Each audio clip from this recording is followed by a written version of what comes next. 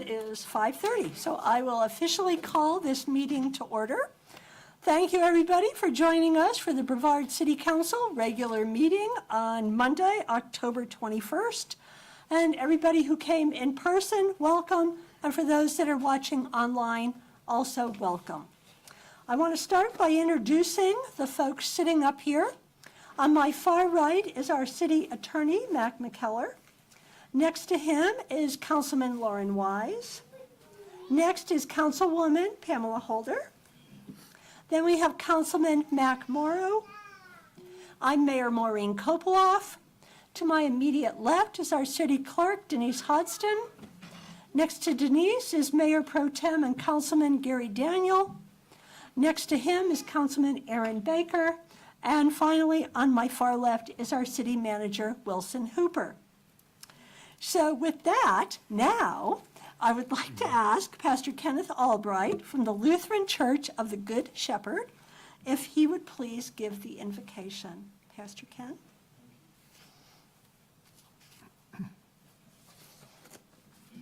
As much for me as for anybody else, let's just take a deep breath. We're here. We're together. I want to share with you, as we begin, a passage that's full of hope. And it is Romans chapter 5, verses 3 to 5. It says, "We also have joy with our troubles, because we know that these troubles produce patience, and patience produces character, and character produces hope. And this hope will never disappoint us because God has poured out his love to fill our hearts.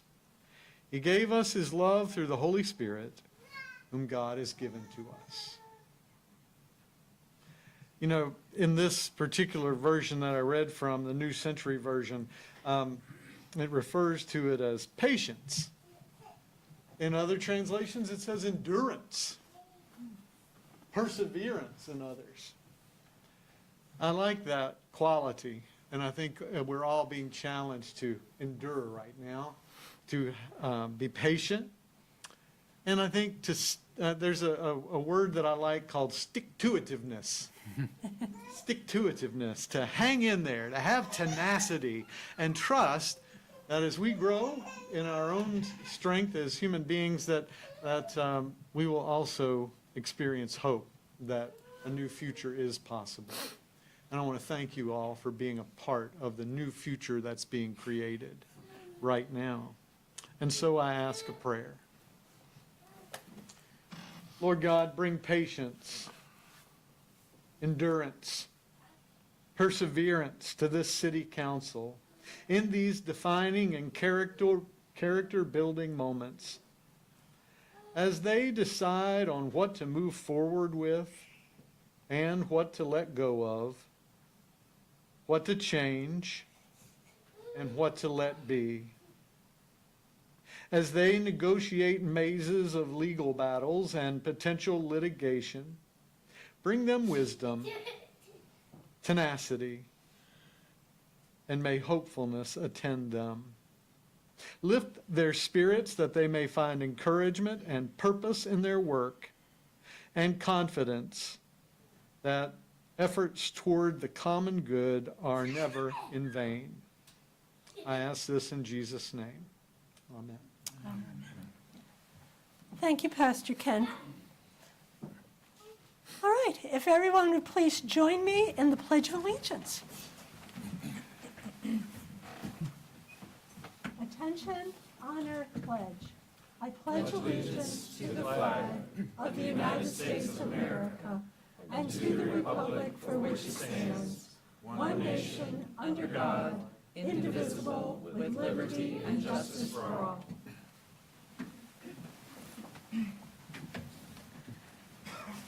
Madam Clerk, do we have a quorum? Yes, Madam Mayor, we do have a quorum. All members are present. Okay. Council, you got a copy of the draft agenda. Are there any proposed changes to the agenda? Do I have a motion to approve? Excuse me, Mayor. amendment to the closed session portion. Instead of a pending litigation and a potential litigation, strike the potential litigation and 2 pending litigation sessions, please. Okay, 2 pending. Okay. Any other modifications? Do I have a motion to approve the agenda as modified? So moved. Do I have a second? Okay. Pamela?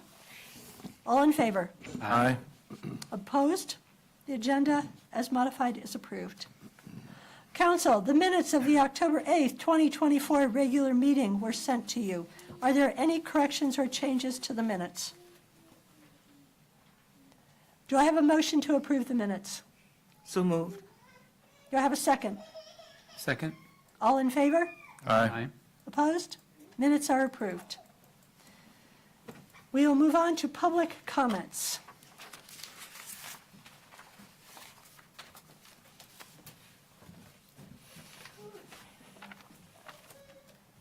Right. The public is invited to speak during public comment at this time on any topic unless it is a public hearing item on this agenda.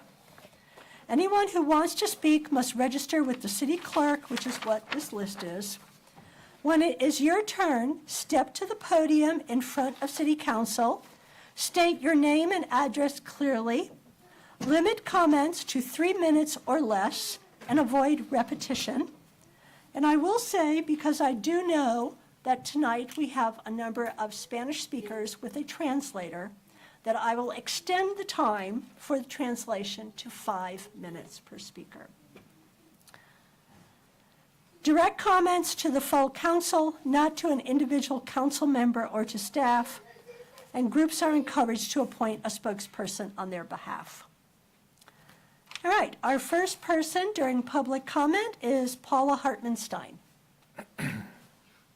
Thank you, Mayor.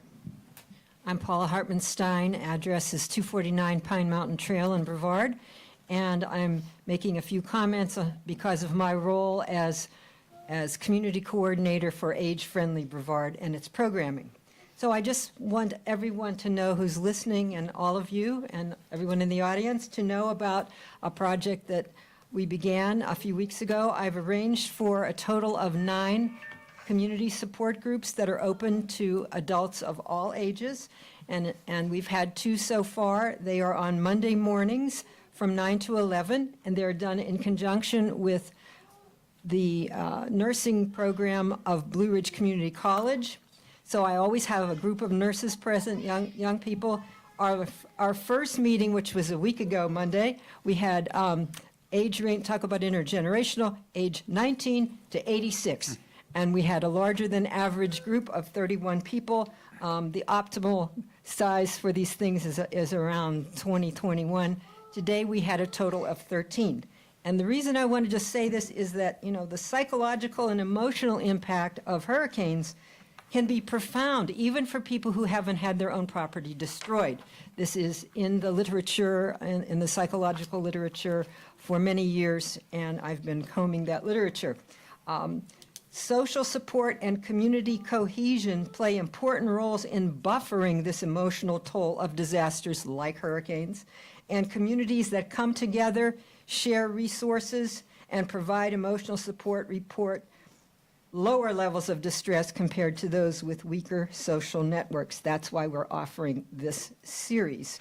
So just so everyone understands this, support groups do not treat mental health disorders. They are not providing individual or psychotherapy or spiritual-based counseling. There are resources for that. I am personally compiling a list, and it's an ongoing project which I distribute at all of the meetings. The next one will be a week from today, October 28th. That one and the last few have been at the Mary C. Jenkins Center. I've extended them. We'll see if people want to come through mid-December, and those will be held at the Blue Ridge Community College campus in Brevard, and I'm excited that we are having them there. So if there's any questions, contact me, but I hope to see also some of you council members to attend at least one of the sessions to see what I am talking about. Thank you. Thank you. Our next speaker is Nadia Paz. Nadia. Buenas tardes, mi nombre es Nadia Paz. Good afternoon. My name is Nadia Paz. Vivo en el parqueadero de Los Patos. I live on Dogs Trailer Park.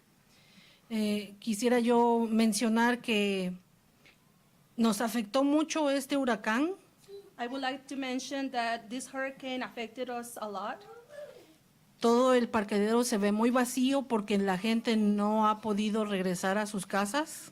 The parking lot looks very empty because not everybody is being able to come back to their houses.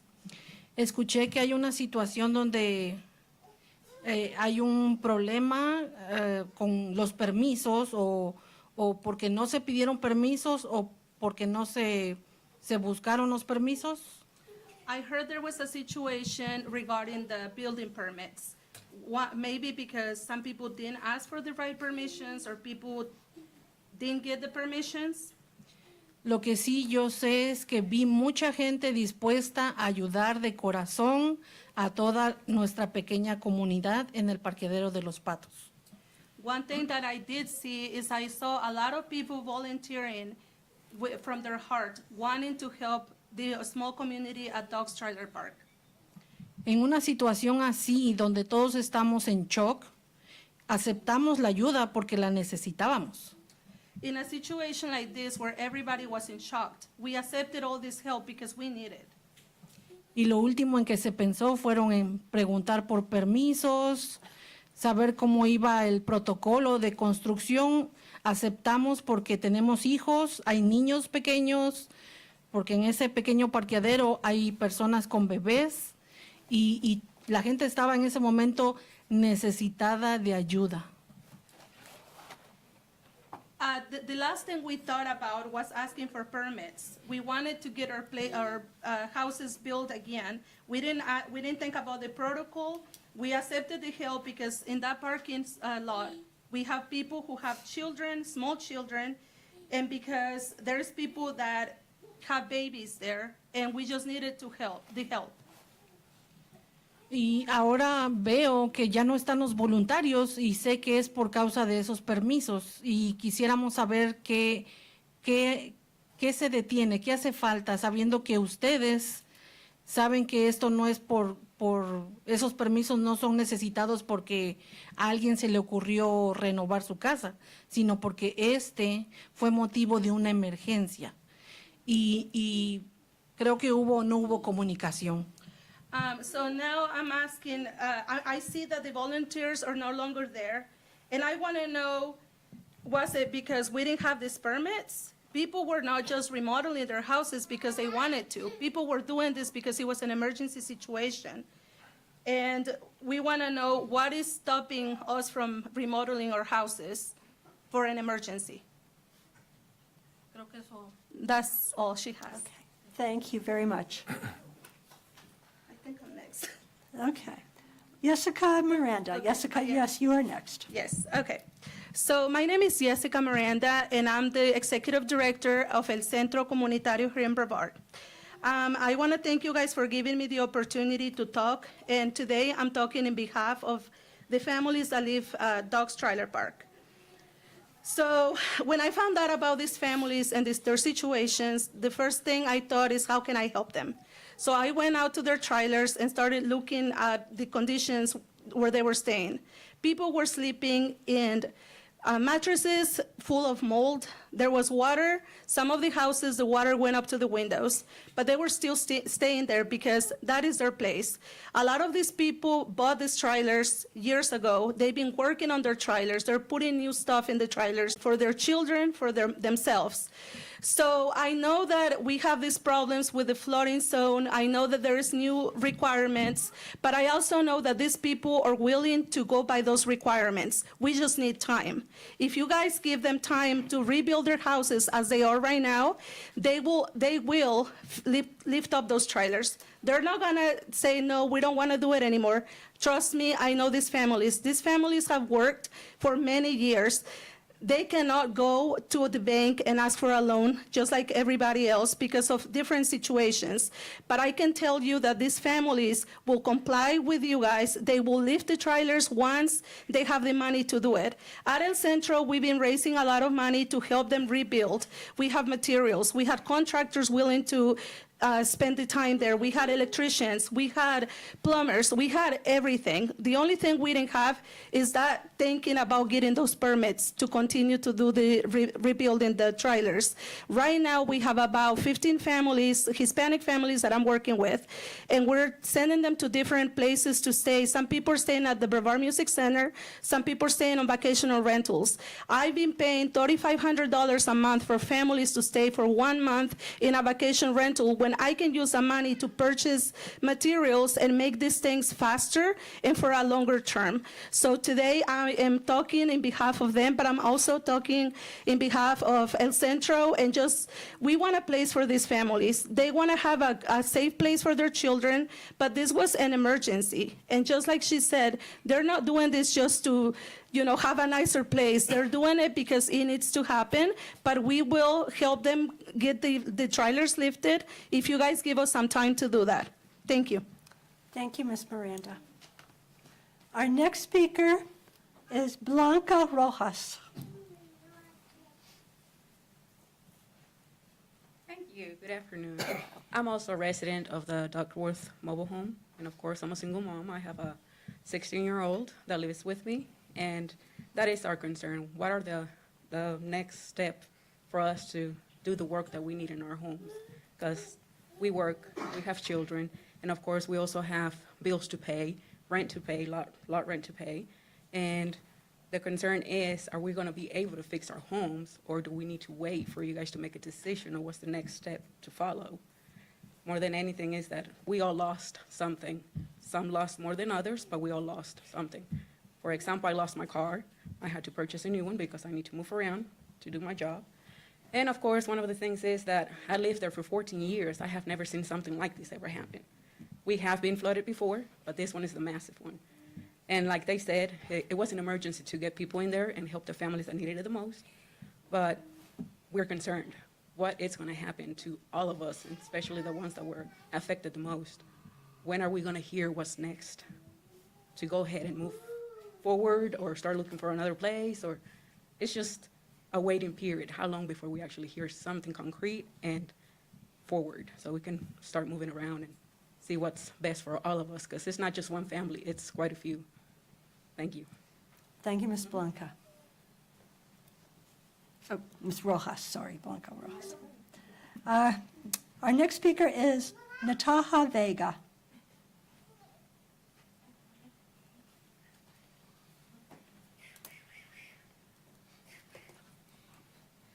Hola, buenas tardes.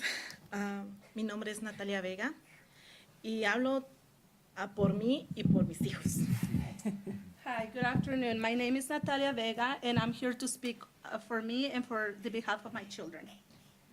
Tenemos muchos años de estar en esta casa We've been living in that house for a long time, y yo les pido de por favor que nos ayuden. and I'm asking you to please help us. Tengo dos hijos, una bebé y un niño de 4 años con autismo. I have 2 children, a baby and a little boy that has autism, So, yo necesito ayuda. and I need help. Necesito que se pongan las manos en el corazón, I need you to put your hands on your heart, que por favor nos den un permiso para que mi esposo podamos construir todo nuevamente, porque lo perdimos todo. to give us permission so that my husband can rebuild everything again, because we lost everything. Mi hijo sintió muy feo el primer día porque él no entiende qué pasó con sus juguetes, no entiende qué pasó con su cama, no entiende qué pasó con sus cosas. My son, it hit him really hard because he didn't understand what happened with his toys. He didn't understand what happened with his bed. He didn't understand what happened with his stuff. So, yo necesito, por favor, que nos ayuden. Yo ahorita estoy en una casa vacacional I need help because right now I'm staying at a vacational rental, y necesito desocuparla la siguiente semana. and she needs to be out of there by next week. So, necesito que me den el permiso para que mi esposo pueda arreglar un poco y nosotros podernos pasar porque no hay casas, no hay lugar más. Hemos buscado y no hay. I need you guys to give permission so that my husband can move quickly and continue remodeling because there's no houses. I've searched for houses and I have not found any houses. Muchas gracias. Thank you very much. Vente, mi amor. Thank you, Ms. Vega. Our next speaker is Ana Gospas.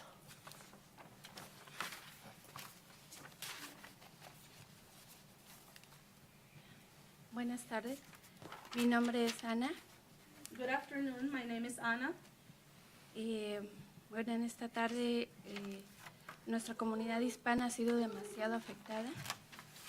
Our Hispanic community has been very affected. Mi corazón se ha conmovido por tantos voluntarios que quisieron ayudarnos. And my heart is full from all the volunteers that were willing to help us and are willing to help us. Y ahora todo está en que no sabemos qué va a pasar ni qué vamos a hacer. And now everything is on hold. We don't know what's going to happen. We don't know what we're going to do. Y ahora con nuestra situación, con los permisos, con el protocolo, como ya se dijo anteriormente, todo se nos sigue complicando más. And so things with the permits, things with the protocol that we didn't follow, things are getting complicated even more. Por favor, piensen un poquito en nuestra comunidad que necesitamos un poco más de ayuda. Please think about our community and know that we need more help. Gracias. Thank you. Thank you. Our next speaker is Emiliano Paz. That's me. Thank you, Mayor. I am a resident of Ducks Drive as well.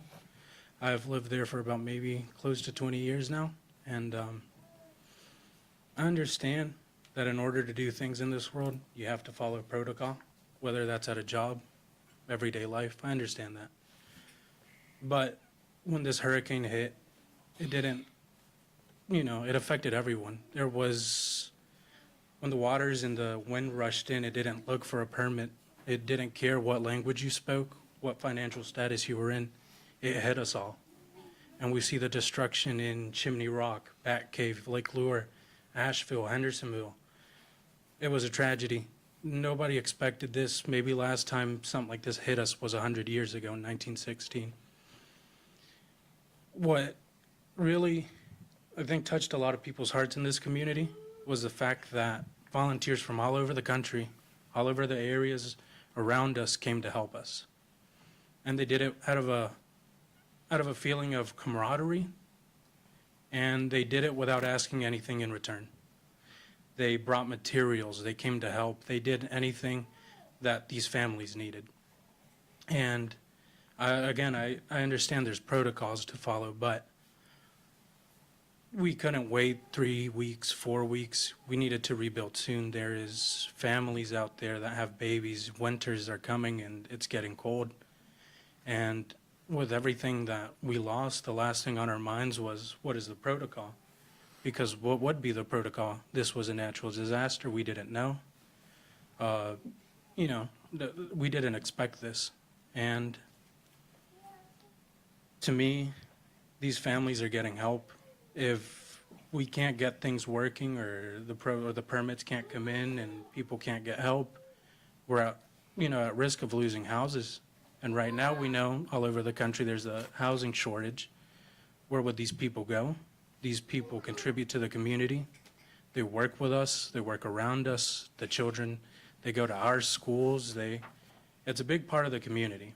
And it would be a very terrible extension of the tragedy if these people were forced to move away from where they've settled and put roots down and where their children and they themselves call home.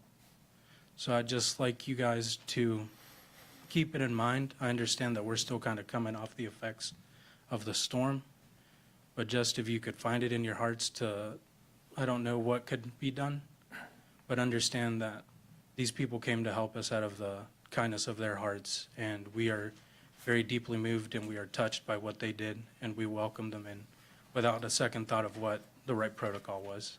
Thank you. Thank you, Mr. Paz. Our next speaker is Aero Drager.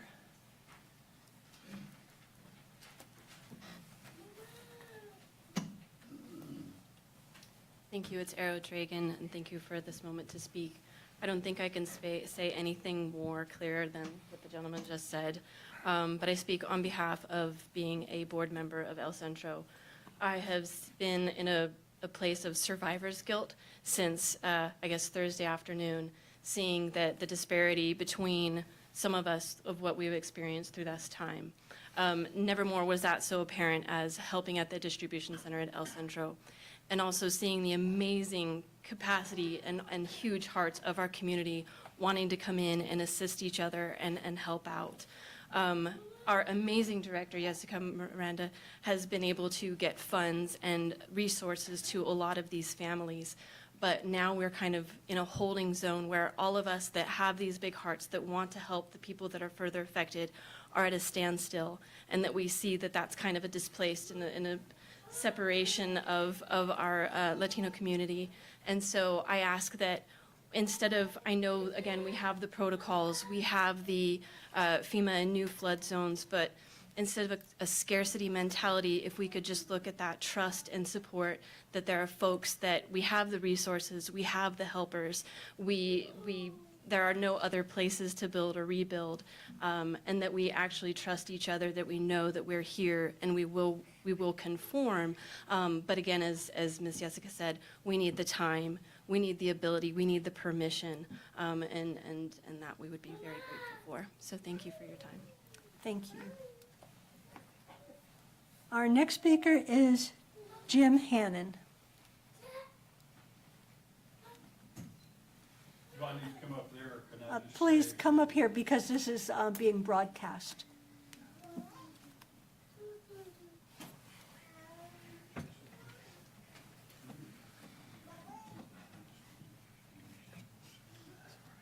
okay, I'm not gonna take 3 minutes. Ask Jessica to interpret Oh. for me. I'm not gonna say anything different than, sorry. My name is Jim Hannon. I'm the park owner. Su nombre es Jim Hannan y él es el dueño del parqueadero. I'm not gonna say anything different, certainly not anything better than what has already been said by my tenants. These are resilient people. Yo no voy a decir nada diferente de lo que ya se ha dicho acá, porque las personas que viven ahí ya lo dijeron, pero esas son las personas que rentan para mí y son mi gente. Y esas personas son resilientes.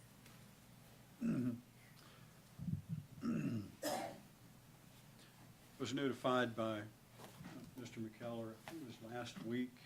I spoke to him, and he went over some things that the city is looking at. Me notificaron la semana pasada, fue el señor McKellar, de algunas cosas que la ciudad estaba mirando. And nothing that he said seemed to me to be insurmountable. The time frame, my understanding, is somewhat negotiable. The city does have some discretion as to how long. Nada de lo que él dijo le pareció impracticable.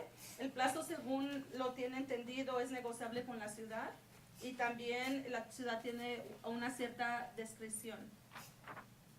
I would ask of the city to let me know as soon as possible. I would let Jessica know to then spread around the park. Those hoops that we need to jump through, we're ready. Él está preguntando a la ciudad que le dejen saber lo más pronto posible para que entonces él me deje saber a mí y yo les deje saber los brincos que se tienen que tomar. And to everyone who has helped out in this situation, who has come out there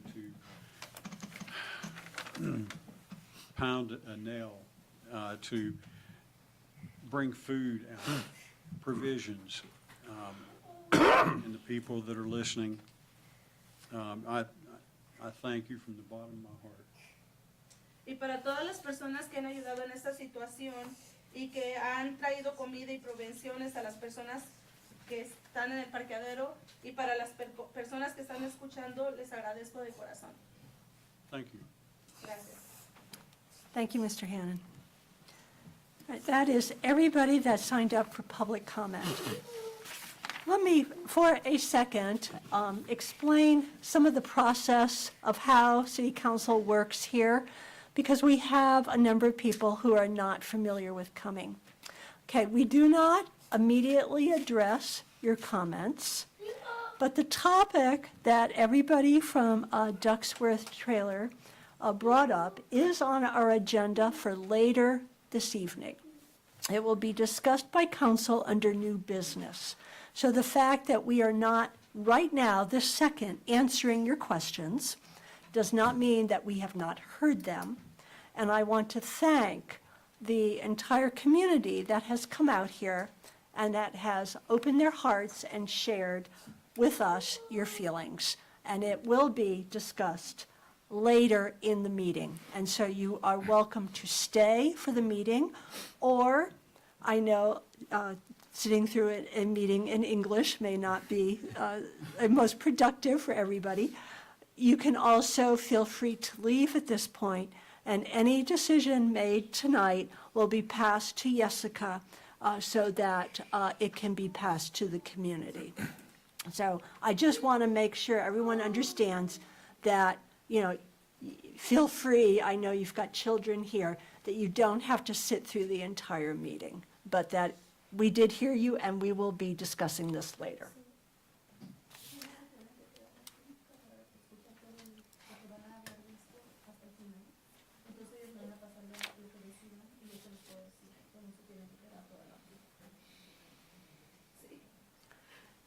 Okay, thank you. All right, we're going to move on to our next item, which is a special presentation. And this is an update on Tropical Storm Helene response and recovery. And our city manager is going to kick it off. Indeed. Thank you, Mayor.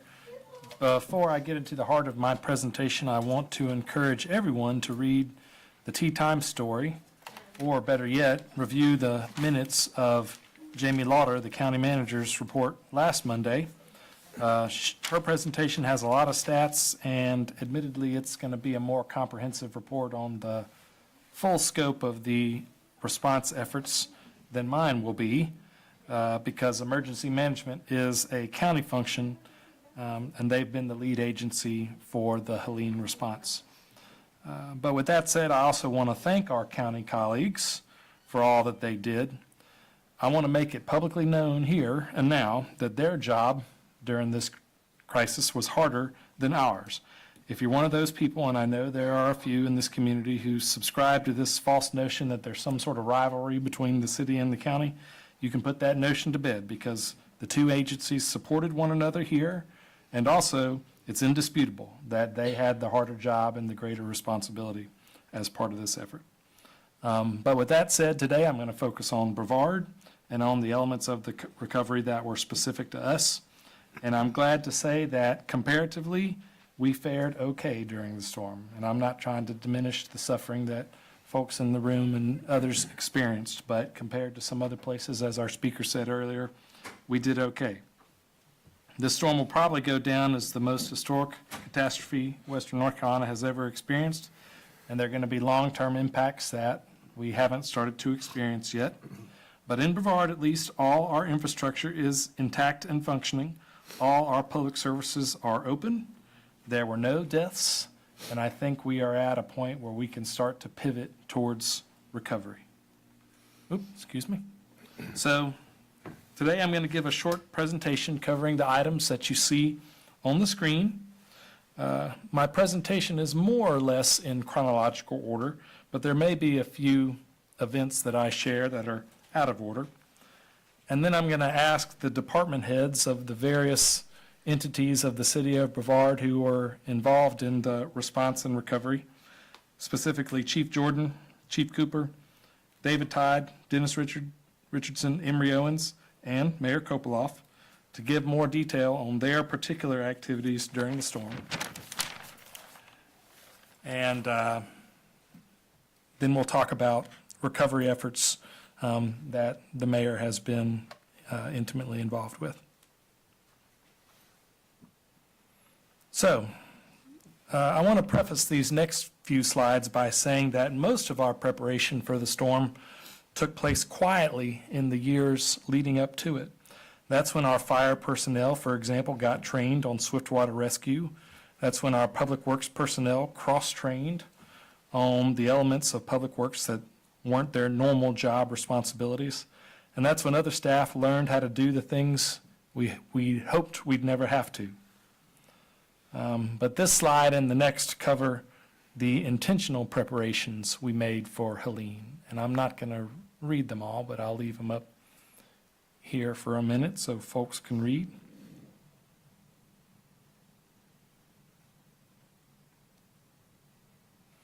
Our response activities began in earnest on Thursday afternoon as the rain from earlier in the week created conditions for things like sanitary sewer overflows to occur before the main part of Helene even hit us. But if you feel the need to denote a time that the thing began in earnest, in my opinion, it would be 2:38 a.m. on Friday morning, September 27th. That was when Brevard Fire Department received and responded to their first call of what would ultimately be close to 300 calls over the next 4 days. And Brevard Police Department over the next 5 days responded to even more, and Chief Jordan will cover that momentarily. Friday afternoon was when things really picked up and when the weight of being without a cellular phone or an internet connection really hit us. Fortunately, public safety radios were working, so first responders were able to communicate, but civilian response was hampered. I could only communicate with Dennis and Emery, for example, face-to-face, which, because of some of the events on this slide, that are depicted on this slide, was difficult and dangerous. Saturday after lunch was perhaps the most challenging 24-hour period for us. Brevard Fire Department's dance card stayed full. Literally 100 or more calls over the next 24 hours, including 85 swiftwater rescues that were on the picture on the previous slide. Brevard Police Department started to have to monitor things like activity at gas stations and grocery stores because folks were starting to emerge from their homes and look for supplies. Brevard Public Works was opening some roads while they closed others. The wastewater treatment plant had overtopped and was inaccessible. And folks started to come up to the front door of City Hall or encounter Mayor Kopoloff on the street and ask for info. So that need for information, that hunger for information for folks that had no power or no phone or no internet connection really started to emerge during this time. And so one of the things that Mayor Kopoloff did was she literally went door to door downtown with hard copies of our update and handed them to folks. We resorted to old-fashioned communications methods during that 24-hour period. But perhaps the most notable thing that happened during that period was we lost generator power at our water treatment plant, and their normal power from Duke had also been severed during the storm. So I want to make clear before I go any further on what happened next that customers of our water system were never without water. You could always turn on your tap and get clean and safe drinking water, even when the plant was out of power. The treated water that's produced there does not go straight from the plant to your tap. Rather, it makes it to the tap via a storage tank, and the moment the generator went out and we stopped treating water, our storage tanks were full enough to provide about 15 hours worth of water to town at normal consumption levels. Now, admittedly, without power from either Duke or a generator at the end of those 15 hours, we were going to be in trouble. Now, Now, I'm about to get a little far over my skis here, but the problem with the generator, and Dennis might correct me when it's his turn here in a minute, was not that it wasn't running. It would fire up and make a lot of noise. But the component of the generator that regulates its power output had failed, and therefore it was actually sending too much power to the plant, and thus risking frying our pumps and other equipment that need to have a specific amount of power for them. So Dennis, don't ask me how, because he didn't have a phone, but somehow he had got a hold of an electrician before he came down the hill to City Hall to see me, and that electrician was looking at the generator, trying to figure out if they could get it back to safe operating again. When Dennis arrived here, he and I together went out to the county EOC, and to their credit, they immediately understood the gravity of what we were facing and what it would mean for the response if a city of 10,000 or so was out of water. And so they immediately pivoted to helping us find an available generator, get it to the plant, get it hooked up so that we could start treating water again.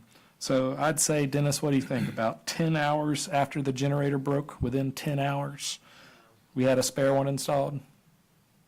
It's not been a little longer than that. It went, I can go into that timeline a little more when I All right, fair enough.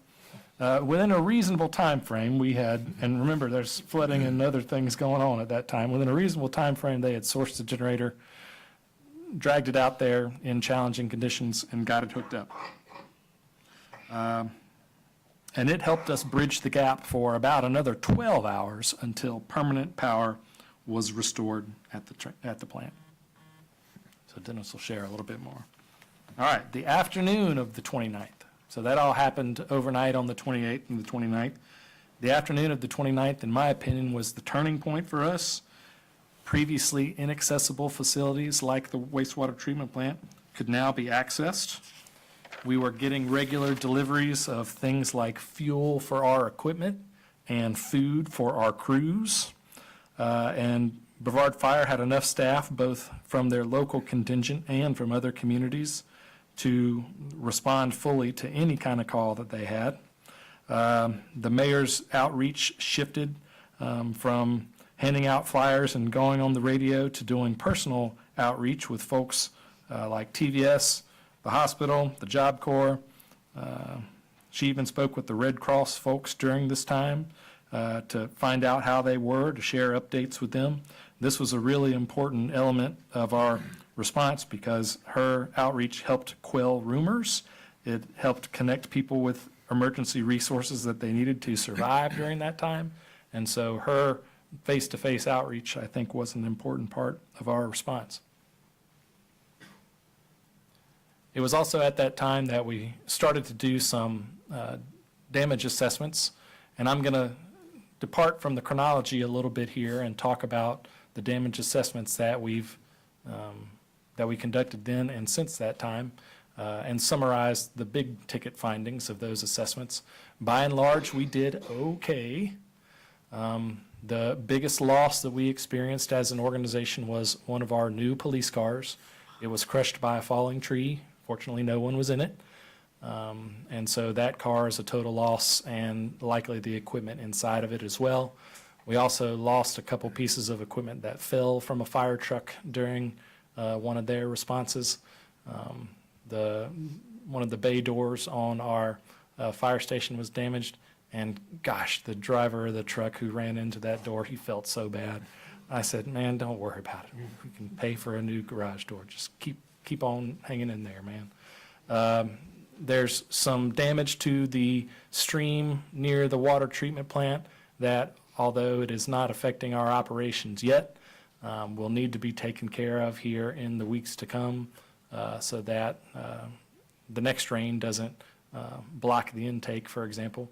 You can see on the lower picture there's a partial washout of the road near the water treatment plant.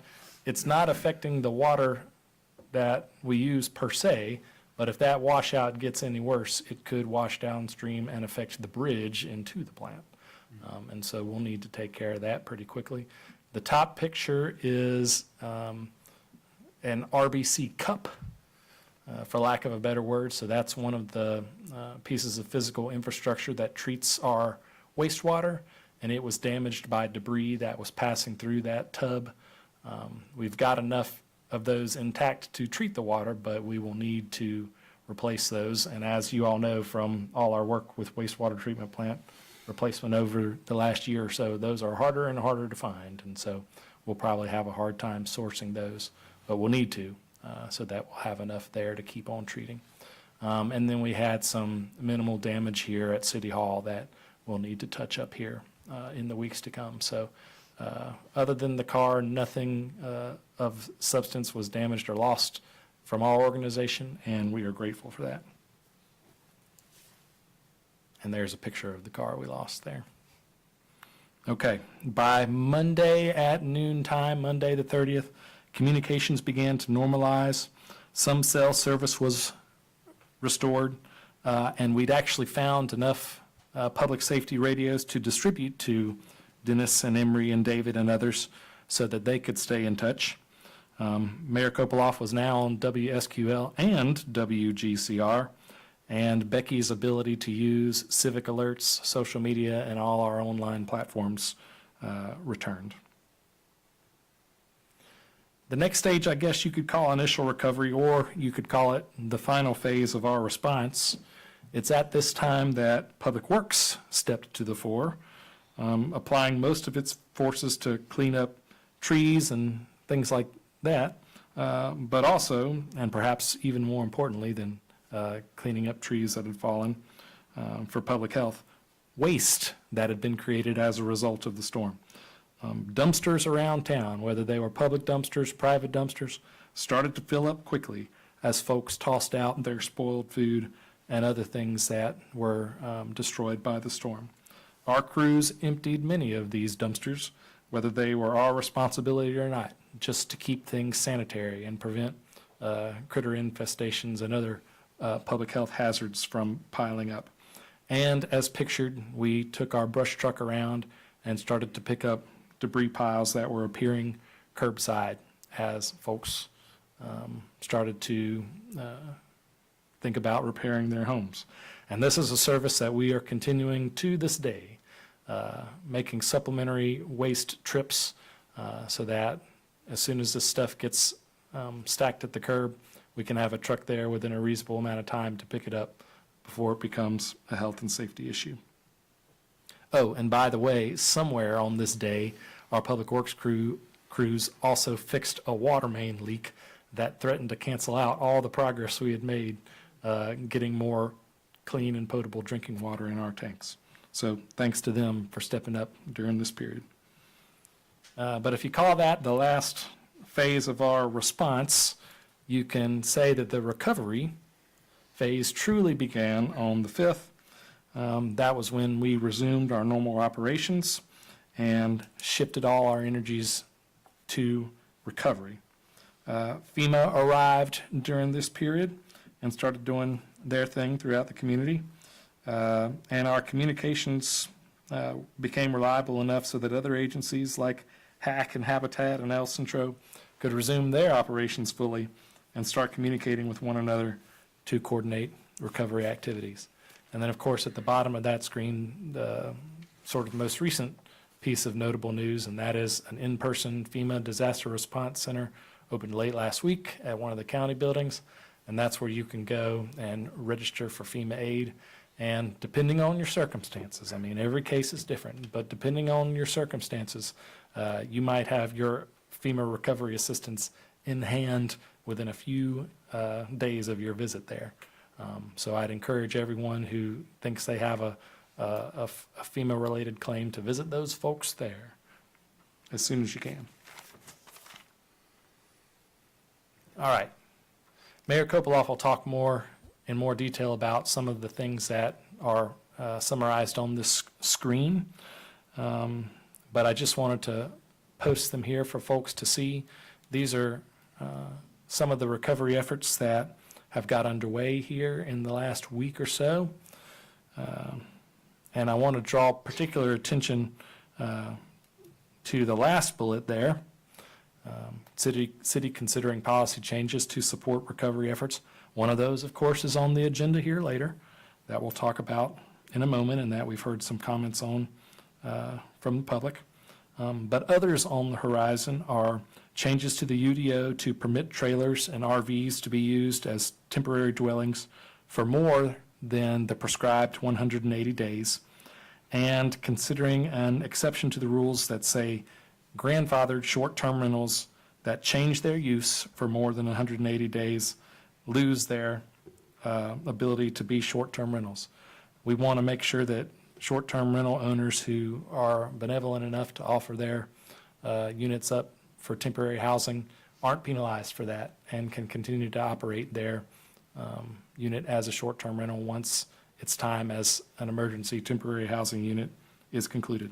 And there are probably more than that, but those are the two that I can think of right now, and those are, I think, pretty illustrative examples of the types of updates we'll need to ponder here in the weeks to come to support the recovery effort. All right, so that's all I've got. I'll ask Fire Chief Bobby Cooper to come up to the microphone and fill in a little bit more detail about his department's activities during the storm. Thank you, Mr. Manager. Thank you, Council. So first of all, I got to give a shout out to our staff. We got a phenomenal staff. They step up to the plate in the time of need.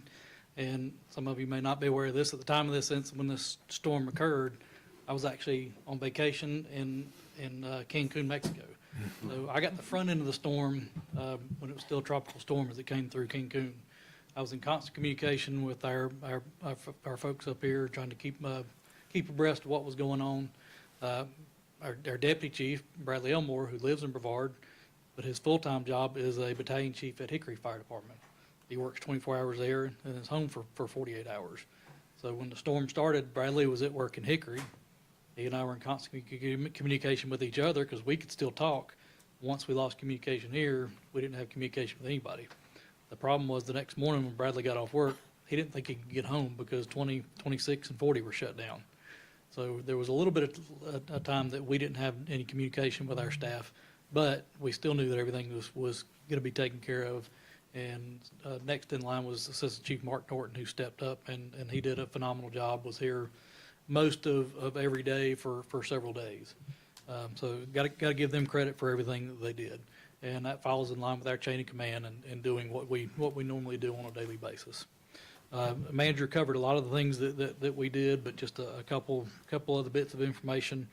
We had probably somewhere in the neighborhood of 600 storm-related work hours in addition to our regularly scheduled staff. Somewhere in the neighborhood of 250 or so calls over those several days. The problem was our dispatcher got so overwhelmed, they couldn't keep track of all the calls that were coming in as fast as they were. So some of those we just had to kind of group them together as a storm response. I can tell you one of the most frustrating things that I've heard from our staff was the lack of ability to get to a call. When you're trying to get to somebody that's called in need of help and you just simply can't get there. The roads and the infrastructure are so bad, washed out, trees and power lines down, and you simply can't get there. And they try every way that they can to get around it. And that's extremely frustrating when you can't get there to help somebody who's in their time of need. Later on into the week on Monday evening, we got assistance from a four-man crew from Troutman Fire Department out of Iredell County. They were here that whole second week. That was a tremendous asset, gave our guys a break. During the storm, some of the types of incidents that we responded to, power lines down, trees across the roadway, trees on structures, swiftwater rescues, as he mentioned, about 85 down in that area of Old Hendersonville Highway. Vehicle accidents, gas leaks, roadway collapses, fire alarms, carbon monoxide alarms, a lot of generators a little too close to the house, transformer fires. We had some structure fires during all this, medical emergencies, and just the normal calls that we go to on a daily basis. So very busy, and we rely very heavily on our mutual aid in the county as well. So all the other departments helped out, plus the other teams, like I said, that came from outside of the county. The radio system did its job. We were still able to communicate after we lost all other communication. And the other big help that we had was the Viper system, which is the 800 megahertz statewide radio system, interoperability system that came after 9/11. And I can stand here with a handheld radio and I can talk to somebody on the beach in Wilmington on the other side of the state through that system. That system stayed up functioning, and that's how we were able to communicate with a lot of these outside agencies. And finally, I just got to give my hats off to Transylvania County Emergency Management. They help coordinate everything that we do throughout locally as well as in our county district. They get us resources. That's their primary function as a resource agency. And they stepped up to the plate and got us stuff as quickly as they could. Understandably, when all your roads are cut off, that makes things a little difficult. So I think outstanding job by everybody, and we appreciate the council and the city's support on everything that we did. Thank you. Thank you, Chief. Chief Jordan.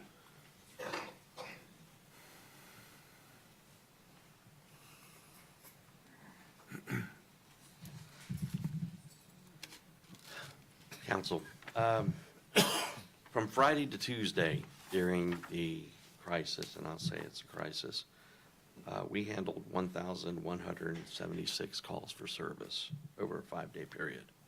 But let me specify something. The calls that Bobby and the fire guys answer and the calls that we're answering are apples and oranges. They're different. A lot of our calls are to check the welfare on somebody or to check an alarm at a business or those kind of things, or check to make sure that somebody's not busting out a window and breaking into a store. And those calls we can handle relatively quickly. The calls that Bobby and the fire and the rescue guys were doing were a lot more intensive, and my hat's off to them for that. But we did handle a lot of calls.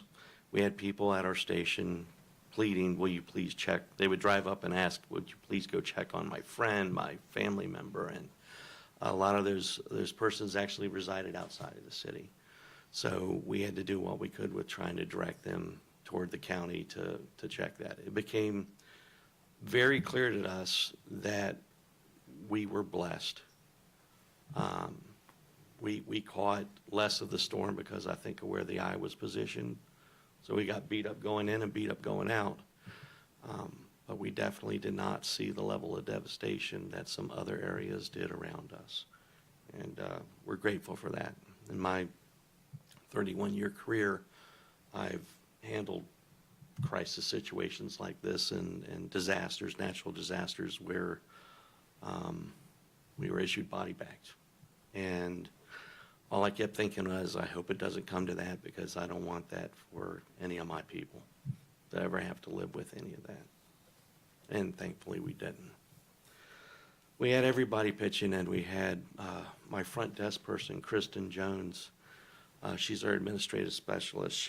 Once the phones came back up, she did 250 checks of calling people on the phone, checking to see if they were okay.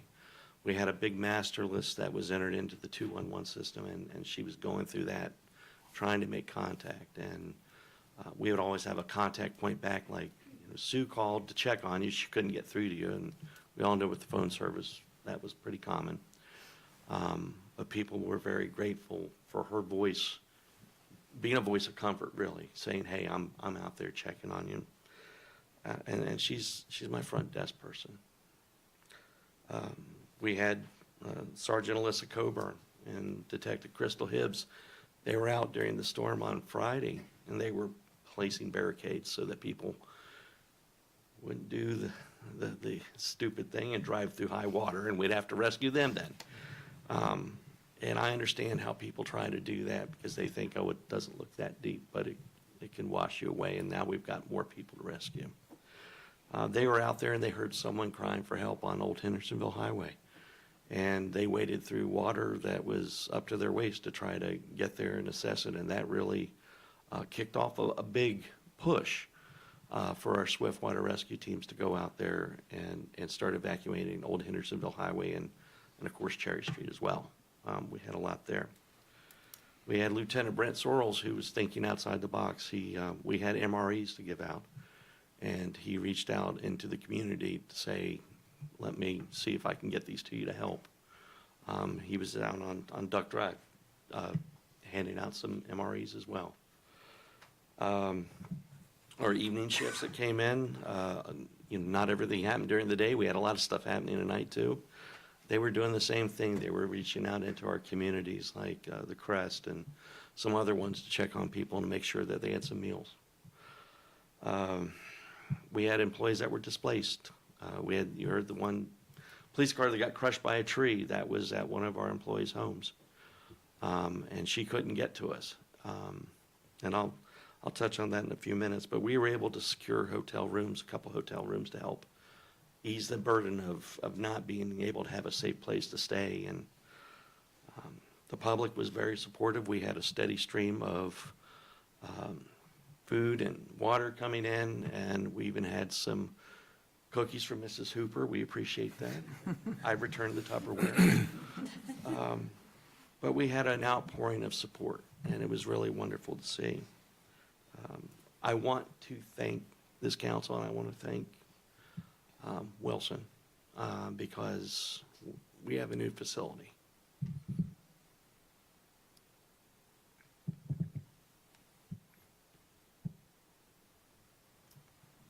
Sorry.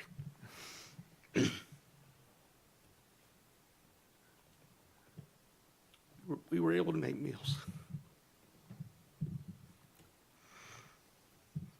Or people could take showers.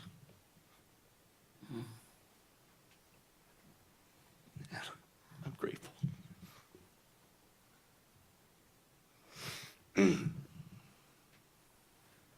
It was a great effort by everybody. They say that war brings out the great and good people and the worst and bad people. I saw the great. Thank you. Thank you, Chief. David.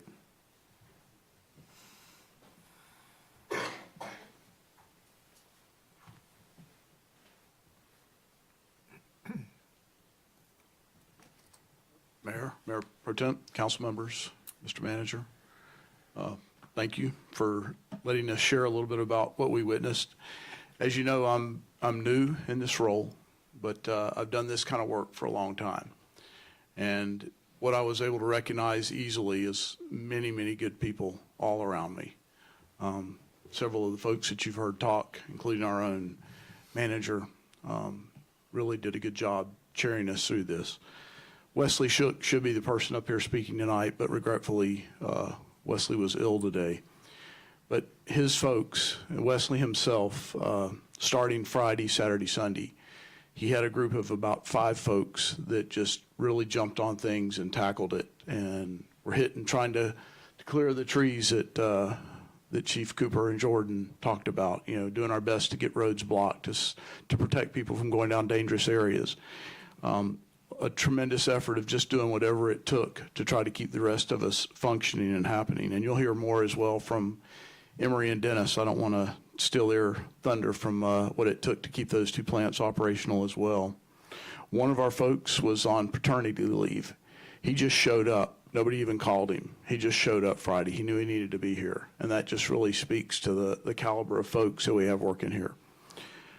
We've done a lot of tree cleanup since. As you may notice that the brush is beginning to kind of pile up around town a little bit. We've taken our vehicle that's dedicated to brush pickup, and we're using that for storm debris cleanup. There's a lot of storm debris out there when you look in the hardest hit areas around town and even in other areas. But our folks have done a really a valiant effort, I believe, of trying hard to reach out and really take care of our citizens. I've been really impressed with conversations I've had with Wesley about how can we do what we can do best we can to help the folks that are most in need, because we do have a lot of folks, as you know, that are in a very tough place right now. We've taken many loads to the landfill, and prior to the storm and immediately after the storm, our folks that work in our wastewater had tried to control wastewater to keep it from spilling prior to the storm, and then ultimately that happened as a result of that kind of a flood. They did an amazing job cleaning things up. Not an easy job, but they did a great job making that happen. So, and one last story, 2 a.m, Duke Power knocks on Wesley Shook's door because they needed somebody to sharpen chainsaws. So Wesley, in the middle of the night, after working all day doing his recovery efforts, is out there sharpening chainsaws for Duke Power. So great group of folks. I'd like to call them all by name, but there's too many because it's really everybody. But thank you for your support. Thank you, David. We'll call up Dennis next, and while he's on his way to the mic, I want to point out another function that Public Works did that is probably overlooked but was very important to the response effort, and that is they had someone in that garage 24/7 for about 3 days in a row to greet the emergency supplies of fuel and diesel that were being delivered by North Carolina Emergency Management to that garage. And that was the fuel and diesel source for all the public safety vehicles in the county. Ours, the counties, the EMS, the visiting agencies from other town, NCDOT, every public vehicle that needed to fill up came to our Public Works garage, and they were greeted by a Public Works employee to help them fill up and stay rolling. So appreciation to Public Works for that service as well. Dennis. All right, our storm week started a little bit earlier. We had checked everything. We made sure the generator was running good. And sometimes it just doesn't go the way you planned. But Thursday, I had packed up 2 German Shepherds, my wife, and my youngest daughter, and we had went to my oldest daughter's house. She lives on the correct side of the river. Anybody that knows where I live about 300 yards behind the French Broad River on Island Ford Road. And the river ended up about 40 feet from my back door. But I knew I wouldn't be able to get out, so we got out Thursday evening and went to my daughter's, and I got up that morning early, and I zigzagged my way through Whitmire Road to Kathy's Creek, and I was coming in. It was 7-ish in the morning, and it was just raining as hard as it could, and there's a tree there, and I took a chainsaw with me, and I hopped out, and I walking up to the tree with this chainsaw so I could cut it, so I could get it out of my way, so I could get into the water plant. And I'd had a guy go in at midnight because I knew it was going to get bad, and I knew the river was going to get dirty. And sometimes if it gets too bad, you just can't treat it. So we didn't need to get a head start on it. So one of my guys had went in at midnight, and I knew he was going to be coming out at 8. Because I told him, I said, I'll be there by then. But I said, if I'm not, I said, just, and I assumed it may be too bad to be doing anything at that point in time anyway. I said, just go ahead and get out. Well, I was walking up to that tree with that chainsaw in my hand. I heard what I thought was acorns hitting the pavement. And I cranked that chainsaw and I stuck it up on the tree, and I got shocked. Oof. And I looked over, and I'd seen that tree, and I'd seen power lines down. But I really thought it just busted all the way through them and I could cut the tree. And then I got shocked in my right foot. Then I got shocked in my left foot. What I thought was acorns falling off the tree was electricity popping up through the asphalt. And it got me 3 times, but it never grabbed hold of me. So I backed off. I went to the truck, and I didn't know what to do. I knew I had to watch for Matthew because he's going to be coming out. And here comes Wesley. Right behind me. He was coming to get me. He needed my help. We lost communications. There wasn't any internet. There wasn't no phone. There wasn't nothing. Well, we've got pumps at the plant that sends water to town, but there's also pumps in town that send water up to other tanks that are up high on mountains. And there was no communication telling them pumps to come on or go off. And Wesley wasn't sure how to turn them on and off, so he was coming to get me. He had a guy with him. I made that guy stay in the truck and watch for Matthew coming out, because I was scared Matthew would jump out and get mad and try to push that tree out of his way so he could go home. And I was scared he'd get electrocuted. Well, me and Wesley went and got pumps running, and then we came back, and when we were coming back, there's a landslide that happened. And TJ's still sitting in my truck. That tree that was on fire. It was raining and that tree was on fire. I don't know how those fuses or whatever hadn't already blown, but they hadn't. And now there's a landslide on this side. My truck's stuck between a burning tree and a landslide, and TJ just sitting there. He didn't even know the difference. But we then had to go back and get tractors and stuff to move the dirt out of the way. While we were doing that, the fuse blew. And there was a good Samaritan fella come off of Kathy's Creek. I don't know where he came from, but he had a chainsaw and he had cut the tree, and Matthew had got out and went home. But and that was just the start of it. I got in there and yeah, that was just the first thing in the morning. I got in there and finally, and I got the generator going good, and the creek had settled down enough where I could fire up, and I got the plant going about, I don't know, lunchtime, 1 o'clock. Was that about right, about 1 o'clock? And we were going. It was not perfectly. That river had got so high that the river had came over top of the concrete channel that feeds water into the creek. So when it came over, so did limbs and sand and everything else. So the pumps wasn't running quite right. This gets sucking stuff in there and everything else. So we couldn't run wide open. But we was running the best we could, and then that generator did good for about 20 hours, and then I think 5, 6 o'clock in the morning, it just messed up. And like he said, it was running, but the voltage regulator had quit working or was not working right, and we were getting too much power. My chemical pumps wasn't running, everything. Anyway, we had to shut down. And I had to, on Saturday, I came back. I don't even remember hardly leaving Friday. The time frame is a little off, but I knew I had to do something. I couldn't call anybody. I went to Mark Hooper's house. He owns Kathy's Creek Electric, and I went and got him and brought him to the water plant to figure out what was wrong with our electricity. I didn't know if it was the generator. I didn't know if it was an electrical issue, and he figured out it was the generator.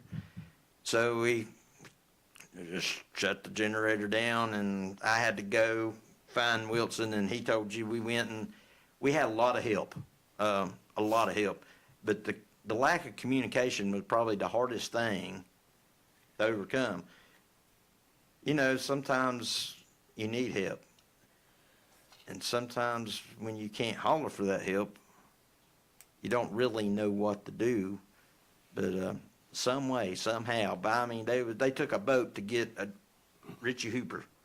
They took a boat to get him because he was stuck on the wrong side of the river. He had went on a call with the Little River Fire Department and got stuck on Everett Farm Road and couldn't get back. But to make a long story short, they finally took a 5-ton Army truck and pulled a generator through water and got it to the waste plant. And we got going at 2 a.m. on Sunday morning. Well, then that generator they brought, the fuel filter stopped up on it about, I don't know, 8 or 9 o'clock on Sunday morning. And or I guess Monday morning, and had to get them back out there, and they got it figured out, and we was still running. And then I think it was Monday. Did we get power back Monday?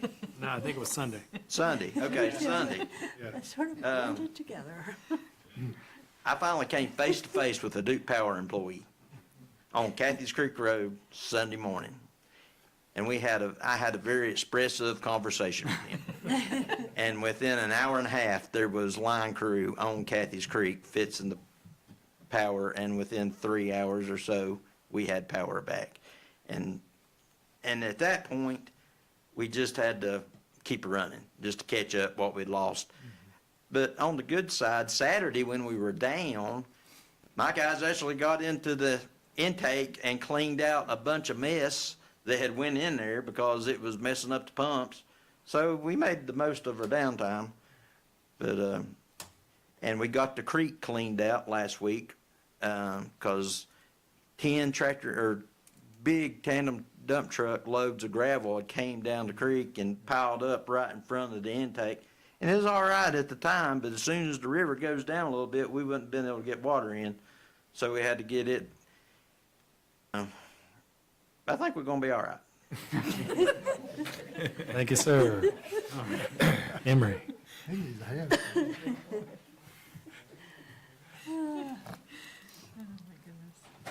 Good afternoon, everyone. Thursday, I realized that it was probably going to be a very bad storm.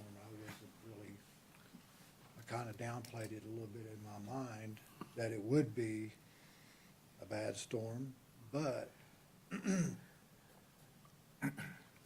what we did do is make sure that the plant would be able to run unmanned, because we've been through this several times. We've been through this, where we would have to abandon the plant because when the water comes up, we're cut off. So what we did was we made sure that the generator had about 500 gallons of fuel. We got fuel put in it, test fired it, make sure everything ran.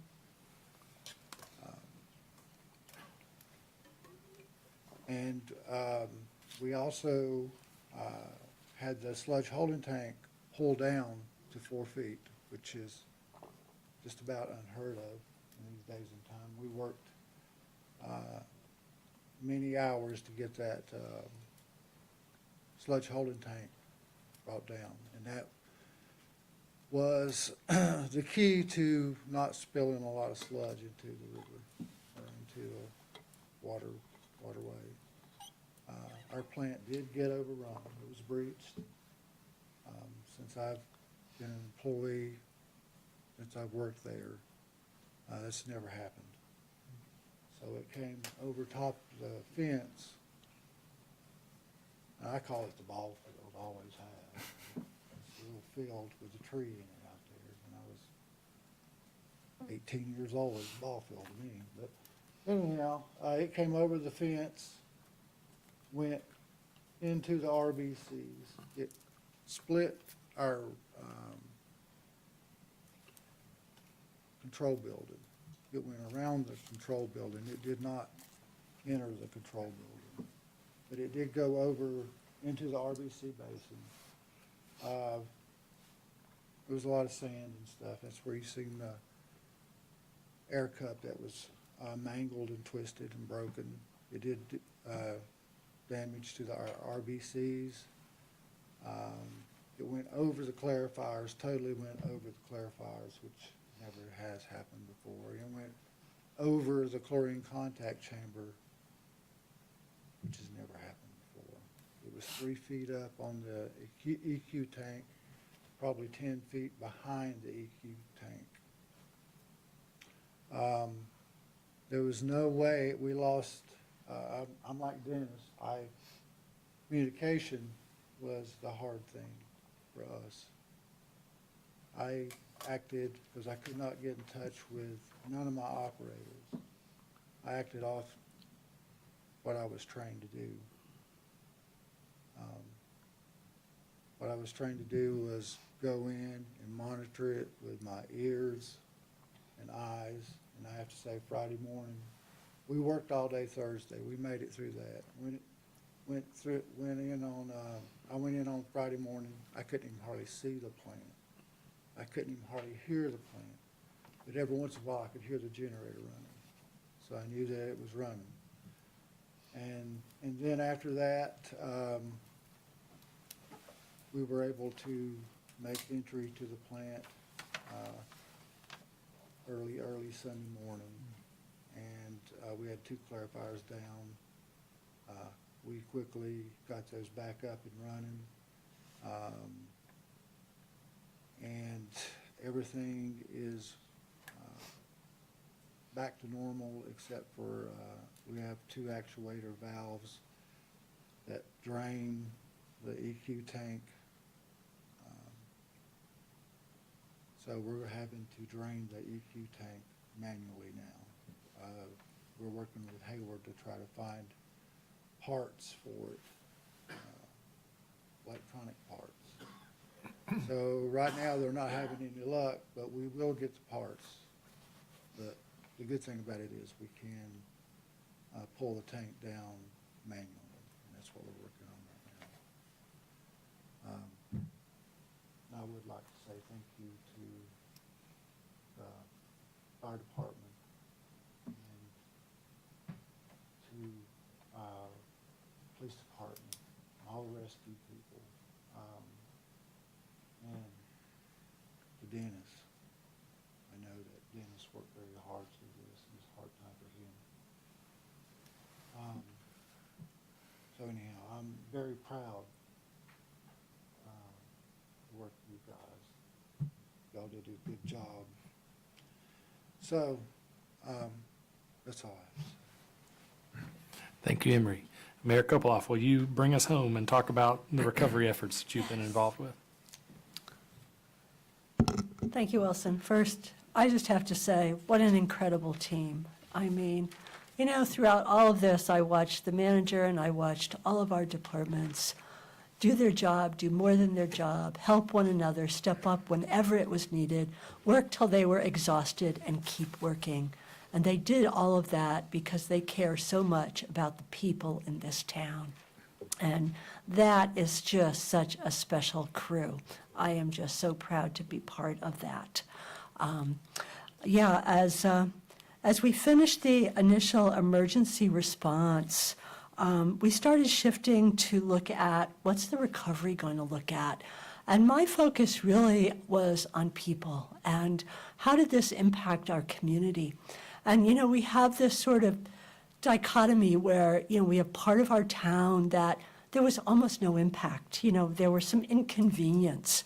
And then we have parts of our town, you know, the Duckworth trailers over by Cherry Street, Cemetery Road, where people lost everything. And that was really, really difficult. And we initially, of course, got people into the shelter, you know, got people safe. But then we had to start asking the question, how do we deal with all of these displaced families? How do we make sure that they have some place that can accommodate them long-term until their homes are fixed? Because the water was up 5-6 feet. I mean, it has decimated the homes. We have a total of 74 residential homes within the city and the county that have significant or substantial damage, I think the term is. 58 of those are in the city. So the large majority of the residential families that are displaced are members of our city community. So we started looking, where could they go? We had people staying in their wet, ruined house. We talked to the music center. I met with the head of the music center. We made arrangements for them to open their housing areas up at the music center. A temporary move because there's no heat in the music center. But we moved families up there. We got people into hotels. Again, there was a very limited funding. People left their homes with the clothes on their back. And so we had faith groups basically going to the hotel, some of our churches, with cash, paying to be able to keep the families in the hotel because we had nowhere else for them to go. El Centro basically stepping up and doing that same thing. So as mayor, my job really was pulling a lot of these pieces together, looking at holistically, how do we deal with what's happening with our community and what resources can we bring in? And so we started working with the county, of course. We've been working with them from day one. But we also started looking at our nonprofit partners. We specifically started working with the Housing Assistance Corporation and Habitat for Humanity and Sharing House, and saying, well, what resources can you bring to bear? And we decided the first thing that we had to do was we had to get a scope of the problem.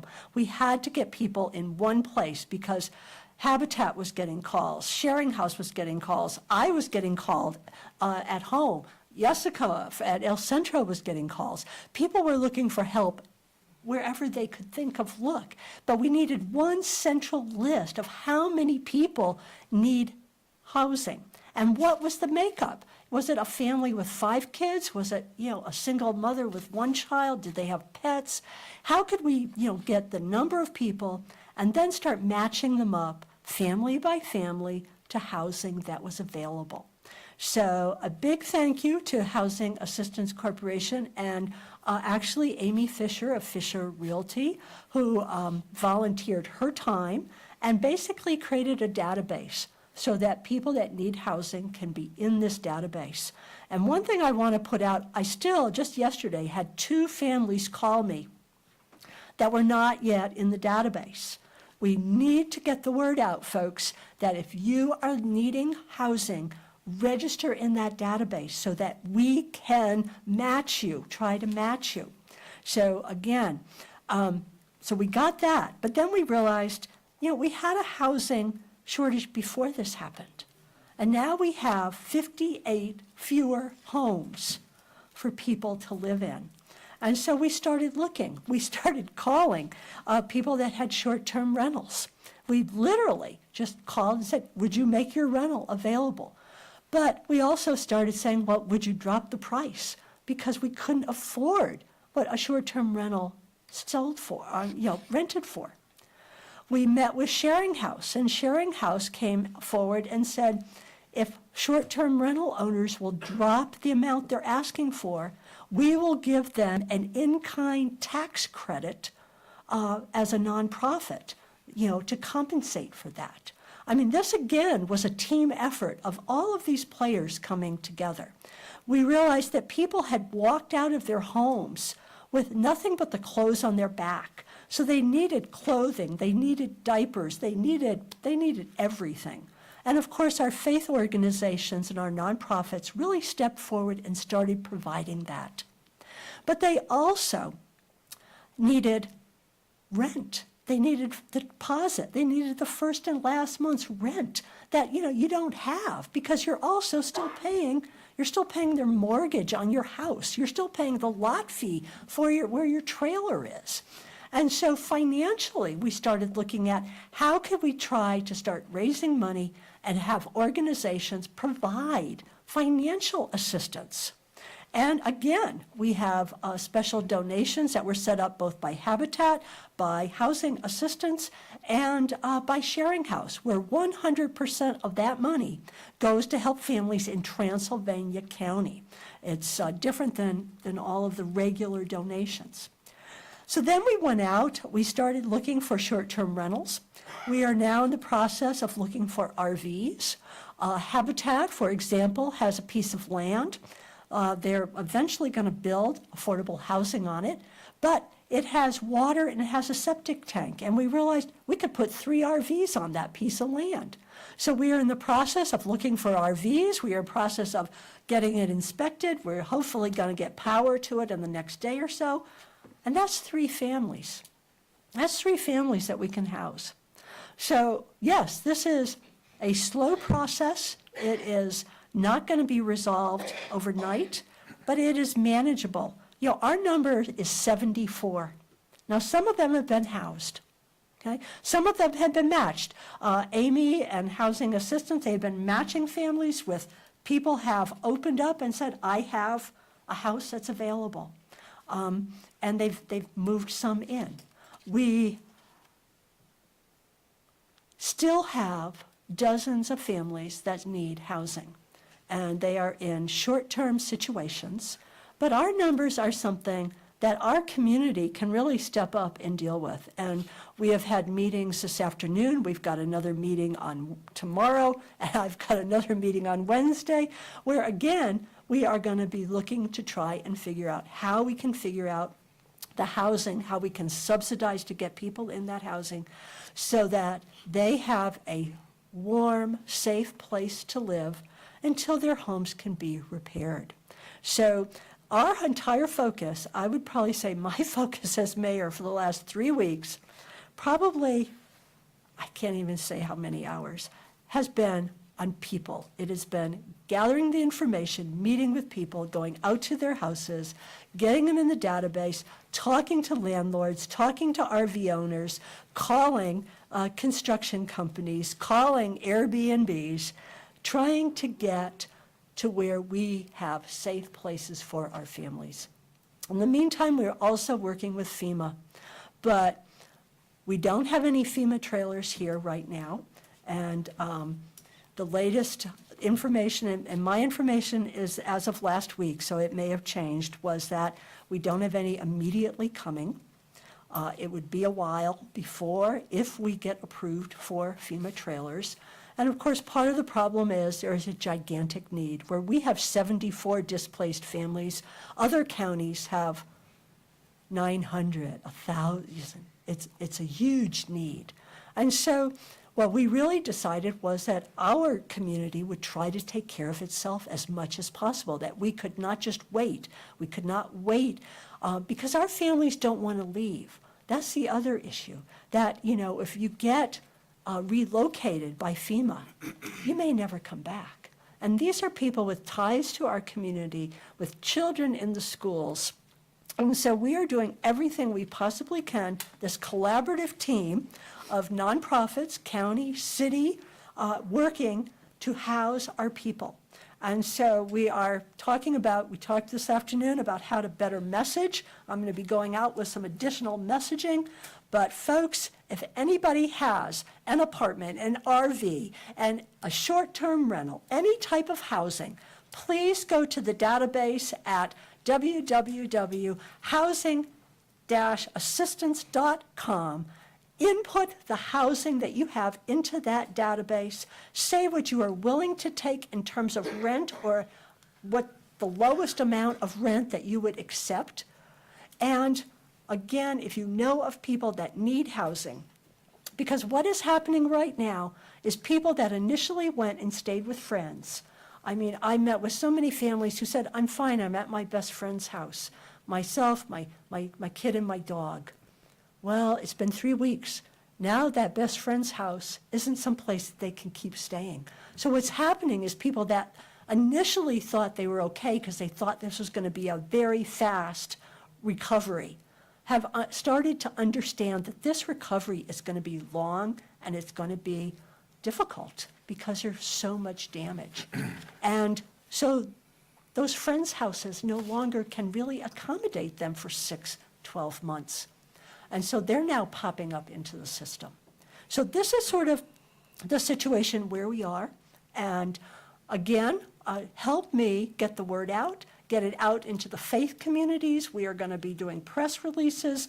We talked today about just really trying to emphasize this is a way with 74, actually a little less, I'll get better numbers in the next day or so. We can do this. Our community can step up and we can take care of our folks. And so that's sort of what my focus as mayor has been in terms of the recovery effort with individuals. And I think that probably covers it, Wilson. And I've said all I need to say too, Mayor. Okay. Well, I tell you what, it's 7 o'clock. Why don't we take a 10-minute break and then we'll come back. So thank you, everybody.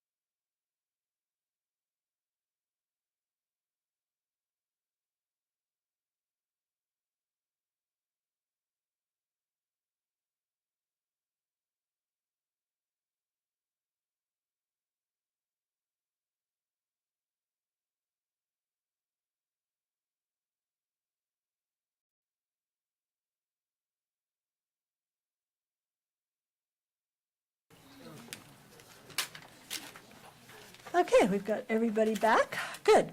All right, we will resume our meeting. And the next item is a public hearing. And it is on the proposed amendment to the City of Brevard Code of Ordinances, Chapters 1, 46, and 62, the sidewalk usage policy. And I believe Emily Brewer is going to give us a recap of what was presented at the last meeting. Yes, I am. Thank you. So this is a staff-initiated text amendment to ensure that all of the objects that are placed on our sidewalk, merchandise, planters, furnishings, that are placed in the city or state rights-of-way have insurance and meet minimum separation requirements. As the Mayor just stated, this is the second time that we've had a public hearing on this item, so I will keep it brief and just talk about some of the highlights. North Carolina General Statutes 160A states that cities have general authority and regulatory authority over all public sidewalks within its corporate limits. And it's the stated duty of a municipality to keep the public sidewalks open for travel and free from unnecessary obstructions. Additionally, the North Carolina League of Municipalities, which is the city's insurance provider, advised staff that in order to be adequately covered by insurance, all items placed in the public rights-of-way need to be permitted with insurance that names the city as an additional insured and have an executed hold harmless agreement. Additionally, the city needs to proactively monitor all sidewalk encroachments and take enforcement actions to remedy violations when necessary. So tonight before you are some proposed changes that aim to reduce the burden on business owners by making this a one-time permit. Staff conducted a comprehensive review of legal constraints and ordinances from other municipalities to ensure that compliance with federal and state laws and also planning best practices. These changes have been discussed numerous times by the Downtown Master Plan Committee beginning in January of this year. And then the public hearing was conducted on June 17th. At that meeting, City Council sent the text amendment back to the Downtown Master Plan for further review, the Downtown Master Plan Committee for further review. And staff brought the amendment to the committee again on August 29th of 2024, and we discussed at length all of the regulatory constraints, other ordinances from different municipalities, and the different proposals that were discussed. The committee unanimously recommended in favor of the amendments that are before you today with the following changes. First, they recommend that you reduce the required amount of liability insurance to $1 million instead of $2 million. This is more in line with what other municipalities have, and we're aiming to reduce the ongoing burden for business owners. Renaming the title of Chapter 46 to Peddlers, Solicitors, and Businesses to better reflect the inclusion of sidewalk obstructions for businesses being placed. And third, adding an exemption for the city, NCDOT, or other government agency to place public infrastructure and other amenities with a reduced minimum separation, provided that North Carolina Building Code and ADA minimum requirements are met as well. So there is no action requested at this time. It is just for public hearing purposes, but City Council will be asked to take one of the following actions at the next regular meeting. First, adoption of the amendment as proposed. Second, adoption of the amendment as revised by City Council. Third, rejection of the amendment. Fourth, send the amendment back to the committee for further study or call for additional public hearings on this matter. I'm happy to answer any additional questions. All right, since this is a public hearing, I need a motion from council to officially open the public hearing. So moved. Second. All in favor? Aye. Public hearing is open. There is nobody that signed up from the public to speak at the public hearing. Therefore, I need a motion from council to officially close the public hearing. So moved. Second. All in favor? Aye. Public hearing is closed. Council, any questions for Ms. Brewer? Mr. Wise? I don't have any questions. I wasn't here for the last public hearing, so I've been kind of catching up with this one.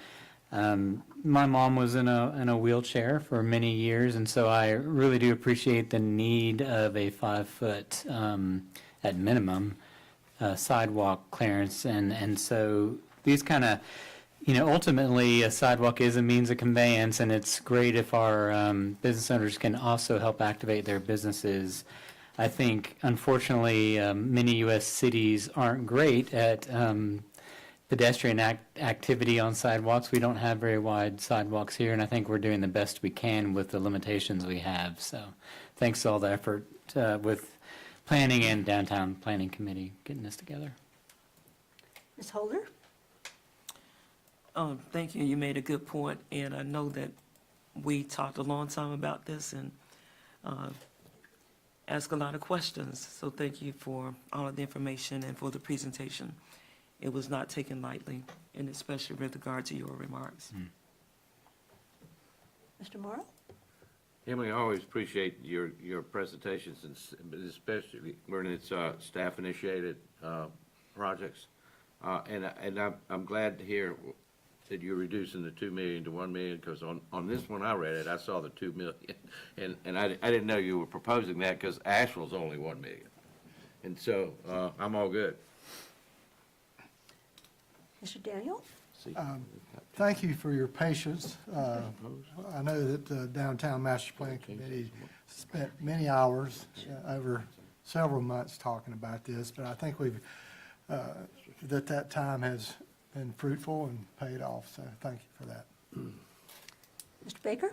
Yeah, just a couple of quick questions. I seem to remember last time we talked about the utilities, the brick utility strips, and has that been changed since this came before us? No, that remains the same. Okay, and the committee discussed that? It was discussed by the committee. We talked a lot about clearance requirements and also the ability for people to open their cars and not hit infrastructure or merchandise or something like that. And so we did allow for, the main change regarding that was that if the city and NCDOT and any other government agency has the ability to place an object on the sidewalk or in the bricked utility strip, if it does not meet the 5 feet of clearance, and that is specifically for public infrastructure and amenities. And the idea was some of our streets, some of our sidewalks are very, very skinny, and the brick utility becomes the only place that it's available. And so instead, the city can then strategically place trash cans or benches or something like that to serve as public amenities where necessary. And so that becomes the way that we use the brick utility strip. Right, great, thank you. And that sort of brings me to my next question, which was, I seem to remember us talking about sort of the difference between a one-size-fits-all approach to this and maybe where we do have 2 major NCDOT roads through, well, 3 if you count a certain way. But then we have some other areas of downtown which are not. So did the committee discuss that at all? At length. Okay. We did discuss that at length.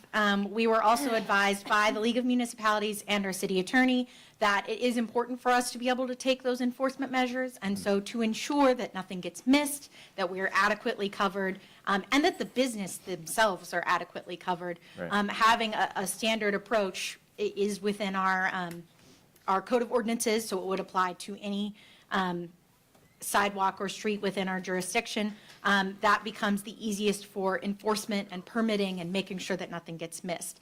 But by having that exception in certain circumstances, for example, with Jordan Street, where the sidewalk is barely wide enough, and then the city can then go in and place benches or trash cans or whatever else becomes necessary to be able to serve the people on that street without having obstructions that impede the 5 feet of clearance that becomes, though is above the absolute bare minimum of North Carolina building codes, is standard practice amongst all of the municipalities that allow placement on sidewalks. Great, thank you. Those are all my questions. Right, we will move on to the consent agenda. The following items are on the consent and information agenda. 1, the tax settlement report of September 2024. 2, the ordinance declaring road closure for Veterans Day. 3, the closing of Railroad Avenue Bridge Replacement Capital Project. 4, the closing of the Burrell Mountain Water Tank Capital Project. 5, authorization for the city manager to sign the deed granting the highway right-of-way to NCDOT. And 6, the resolution directing the clerk to investigate sufficiency of petition for annexation, Mills Avenue Properties, LLC, Forest Hill Drive. Do I have a motion to approve the consent agenda? So moved. Second. All in favor? Aye. Opposed? Consent agenda is approved. Moving on to unfinished business. Number 1 is the ordinance, the voluntary contiguous annexation, Jason Shepherd, 35 Verdery Avenue. And Aaron Bland, our Assistant Planning Director, will present. Yes, so as a reminder, this is a voluntary contiguous annexation request for the remainder of the property at 35 Verdery Avenue. Most of the parcel is already in the city limits, and this is just to make the entirety of the parcel incorporated. There's nothing on the lot at this time, and you held a public hearing at your previous meeting, and that's really all I have. Okay. Council, do I have a motion to approve the ordinance for voluntary contiguous annexation? So moved. Do I have a second? Second. All in, any discussion? Mr. Wise? I mean, he owns this, half of this is in the city already, so it just makes sense. Ms. Holder? No discussion. Mr. Morrow? Mr. Baker? I have no questions. Mr. Daniel? Neither do I. All in favor? Aye. Opposed? Annexation is approved. Moving on to new business. The discussion of the NFIP impacts on housing recovery efforts. And I believe our city manager will be opening this. Yes, ma'am. The reason why this is on the agenda and the reason why we need to hear from you all is because there's a conflict between two important public health and safety approaches, and we need the council to help us settle that conflict. The first point of view is, do we accommodate people's requests to make repairs, emergency repairs to their homes, perhaps heading off additional public health issues like living in damaged homes or performing unpermitted repairs? Or do we stick to our previously approved policy of requiring homes that have been substantially damaged to elevate out of the floodplain? This, of course, is an important health and safety matter because next time it floods, we won't have to pull those folks out with boats again.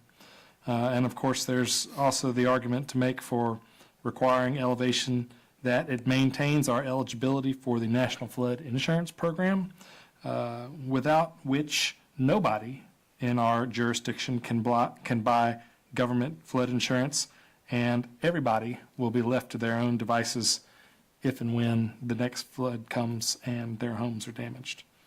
And so really, I'm just here to tee up this discussion and then throw it to you all to share your thoughts on that conflict. But before I do, I want to draw your attention to 4 documents that I hope will inform the conversation. The first is this one here, which is a letter from Transylvania County making the case for leniency from our floodplain requirements. If we adopt that point of view, we would give people a grace period from our substantial improvement requirements so that they can perform minimal emergency repairs to make their homes habitable. The second doc is this one here from the North Carolina Department of Public Safety, who is the expert on NFIP, National Flood Insurance Program, and how it applies to North Carolina. This document explains the benefit of the program and the opportunities we'd lose if we forego our eligibility. The third document, which is up on the screen as well, is this one here. This is staff's attempt to outline the pros and cons of each approach. And then finally, this document here, which I guess, no, we won't pull that up on the screen yet, is a draft agreement that staff have developed based on input from multiple sources that we think is a compromise solution, which will allow folks to make emergency repairs without putting our eligibility in NFIP at undue risk. And I'll take a moment to describe the highlights of this approach. This scheme would see us issue permits for minimal repairs, so repairs that are just designed to bring the home back up to habitable standards. No luxuries like no new decks or no swimming pools or anything like that. And give those property owners a 1-year grace period from our elevation requirements. And then the scheme would also include the opportunity for 2 additional, 1-year periods if good faith efforts towards compliance are made.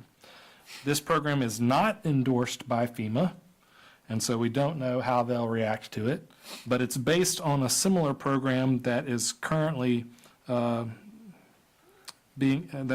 underway and has been ever since Hurricane Irene in Craven County.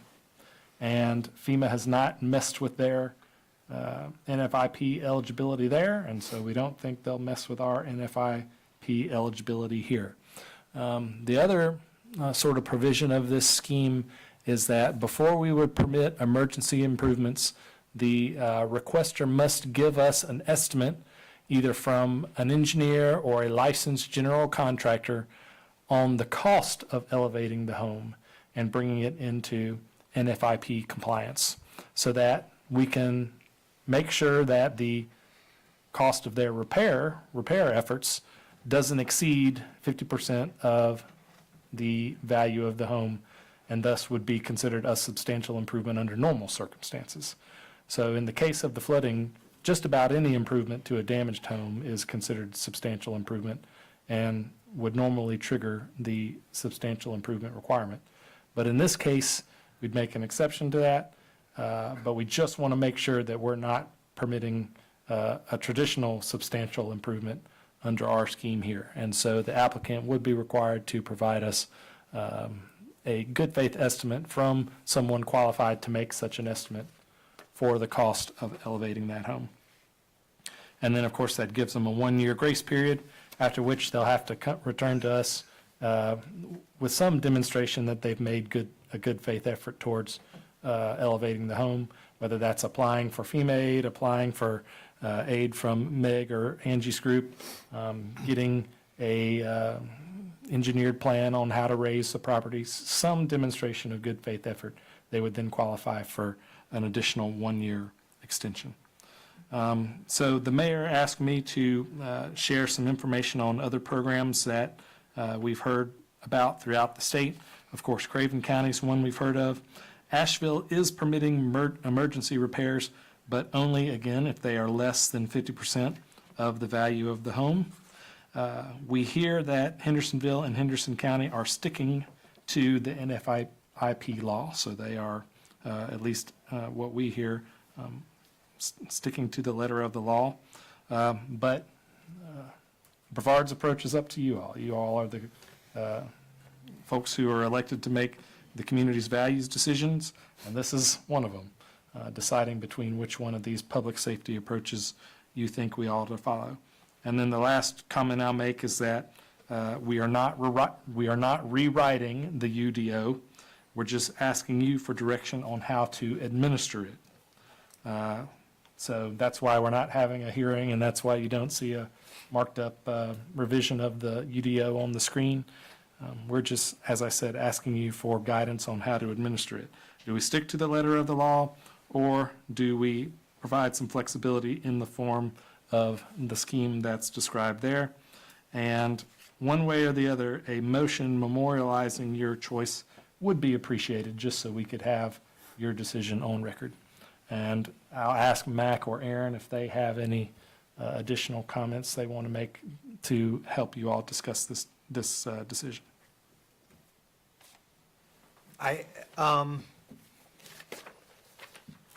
Yeah, I would a little bit, because I think it would inform the discussion, but even more importantly than that, it would explain it a little bit better to the public.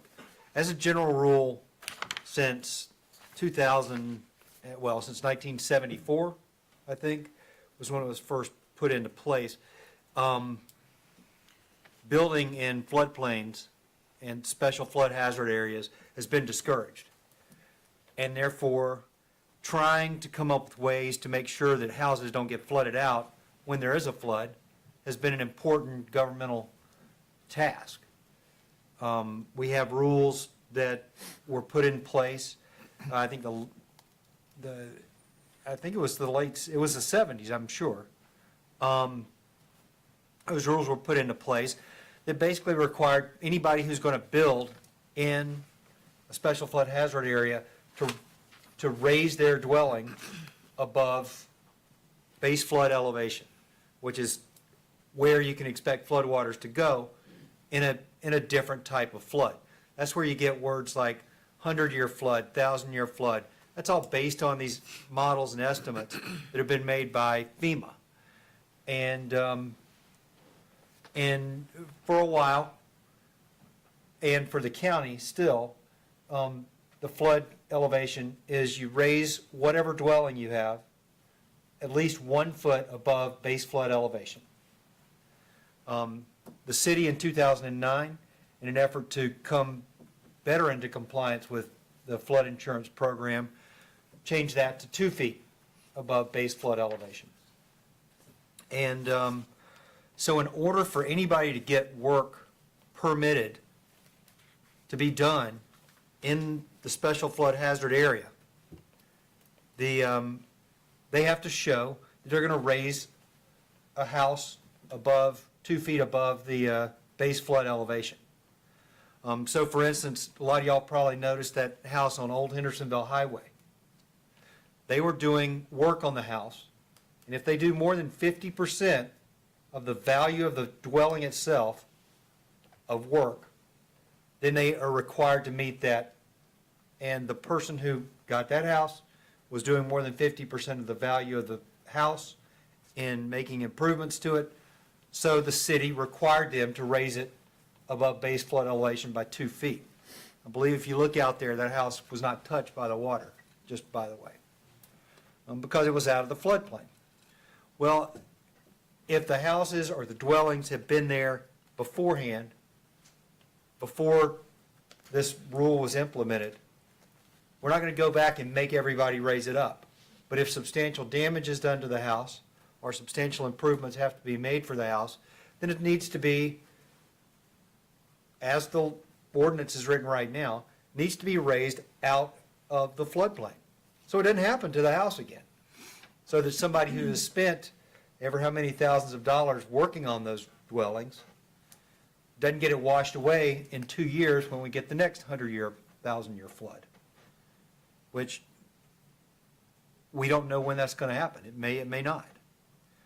And so, in addition to complying with the National Flood Insurance Program, which is required from any federal loans, required for us to be able to get grants for these FEMA grants that might come for fixing up houses. In order to qualify for all that, we have to follow these and put these ordinance rules in effect. The problem with that, and what's come up as we've seen, is that we have a shortage of affordable housing. We don't have enough rental dwellings. We don't have enough even short-term rentals. If we passed a mandate that every short-term rental in the city of Brevard had to convert over today, which we can't do, but if we did, it would be, that would not be adequate enough to fill our need now. And so one of the solutions that's been looked at is that we allow a temporary permitting process to allow people an extended period of time to come into compliance with the floodplain ordinance. It's not an excuse, it's not a, you'll never have to do it, but it says, we know it's going to take you some time, hopefully just a year. Maybe it'll take 2 years. Maybe it'll take 3 years. But you've got to raise your dwelling. If it's been damaged and you're doing more than 50% of the value of the dwelling, you're doing that work, you got to raise it out of that floodplain because you don't want it to get flooded the next time this happens. And so what the two competing factors that Wilson was referring to is raising homes out of the floodplain is a long-term goal of the city of Brevard. it also complies us with the National Flood Insurance Program. So that's on the one hand. On the other hand, we have an immediate need. We have people who are in an area, and there's an immediate need, and there's a possible solution to at least allow them to fix their homes up enough to go and live there while they're trying to come into compliance. And so what we're asking for is direction of the council, which one of those worthy goals the staff needs to be pursuing. And in doing that, we have beat the bushes, done Zoom calls with the School of Government, with people from down east, and trying to find some way to mitigate the situation, to present you some options. And these are the ones we've come to.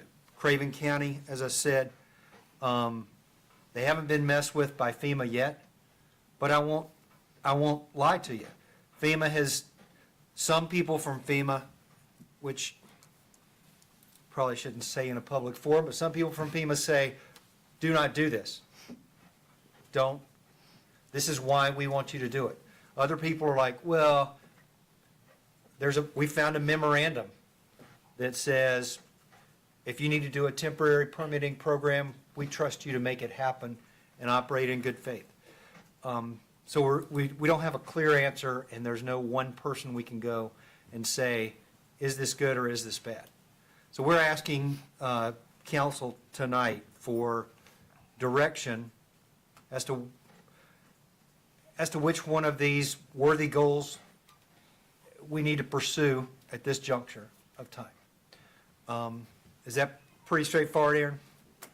Yeah, that's correct. And I want to touch on just a little bit of the mechanics about some of the terminology that's being used. So when we say something has been substantially damaged, that is that the damage sustained by the structure because of the flood is estimated to be greater than 50% of the value of that structure.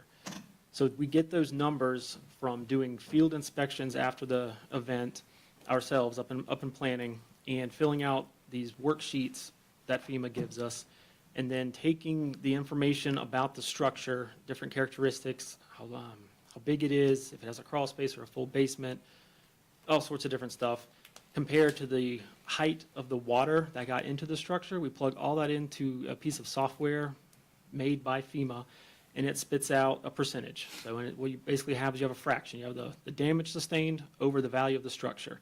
And that software is giving you both of those numbers, and that turns into a percentage. So if it's over 50% or 50% or above, it is deemed substantially damaged. So we have about 50-something of those structures, all but one are residential. And those structures the owners of those structures have all gotten letters in the mail, or we've sent them. I don't know if they've received them yet. So they will be getting notified of that determination this week. And one thing that they can do is they got a copy of the report with that letter. So they can look at those two numbers and they can come talk to us if they think either one isn't quite right. So they can change that fraction to sort of see if the percentage changes. That's the first kind of option they have.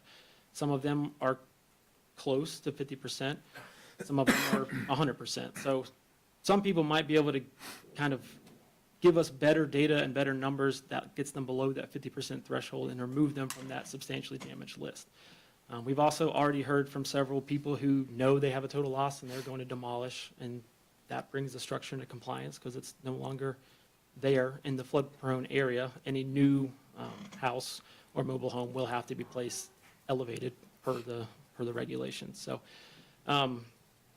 that's where these determinations comes from our eyes in the field, and then the workbook that we get from FEMA that tells us how to judge the damage for different aspects of the structure based on that height of water in the finished space. Okay, so my understanding is, Mr. Manager, you are actually looking for a motion and a vote on this tonight, you mentioned. Yes, ma'am. Okay, I need a motion in order to open discussion. Do I have a motion regarding this topic? So moved. No, I need you to state the motion. Oh, I'm sorry. make a motion that we go into the subject of this topic of temporary housing for those who need to make repairs as a result of the flood damage. Is that the proper? If I understand you correctly, so your motion would be to direct the staff to pursue the temporary authorization permit as contained in the package? That's it. Craven County. I'll Okay. second. All right, so we now have a motion and a second to basically approve the Craven model. All right, we will open it for discussion then. And Mr. Daniel, would you like to start? Thank you. I'd like to say that, over a week and a half ago, I was at a meeting and in conversation with mayor, staff, and we thought we had it figured out. And it just, as you can see from all the paperwork that's been presented and all the discussion that's already been had, it just got complicated. So here we are now trying to figure it out. The city, we are responsible and we care deeply for the people who have been so adversely affected by this storm. At the same time, as these discussions have already stated, we have 8,000 other people that we're responsible to as well, and trying to figure out how we can navigate this situation that is the best for the citizens of Brevard is a goal that I think is foremost right now. The thing that, when you said that the substantial damage of 50% was most of all of anything that was damaged by flood. I think that was a comment that was made, and I bring that up because I think the need is more immediate than this second item on the basic terms of the Craven County program. Must include an estimate from a licensed general contractor or design professional calculating the cost of the minimal repairs and elevating the structure. I would like to strike that personally. That really makes it difficult for a lot of these folks to move forward with this project. It seems to me that we could just assume that they're going to have to elevate the structure, and that's going to be part of the cost over the 1 year, 2 year, 3 year period that they will have to, the owner will have to provide, without including that as being part of the permitting process, unless they want to prove that they don't have substantial damage. Then they could go through this process.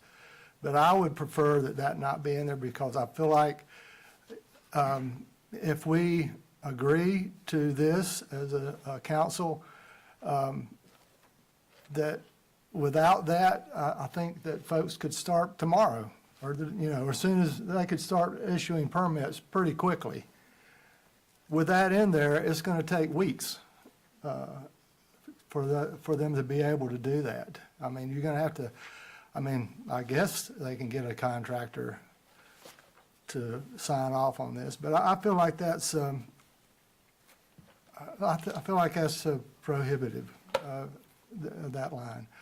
The other thing I would like to say is I feel like this, because we are still asking or requiring, should I say, that the structure be raised if it's in the flood zone, that our intent is to honor the provisions of our NFIP program. That is just not today, It's to allow these houses to be fixed and folks can live in a safe, secure home.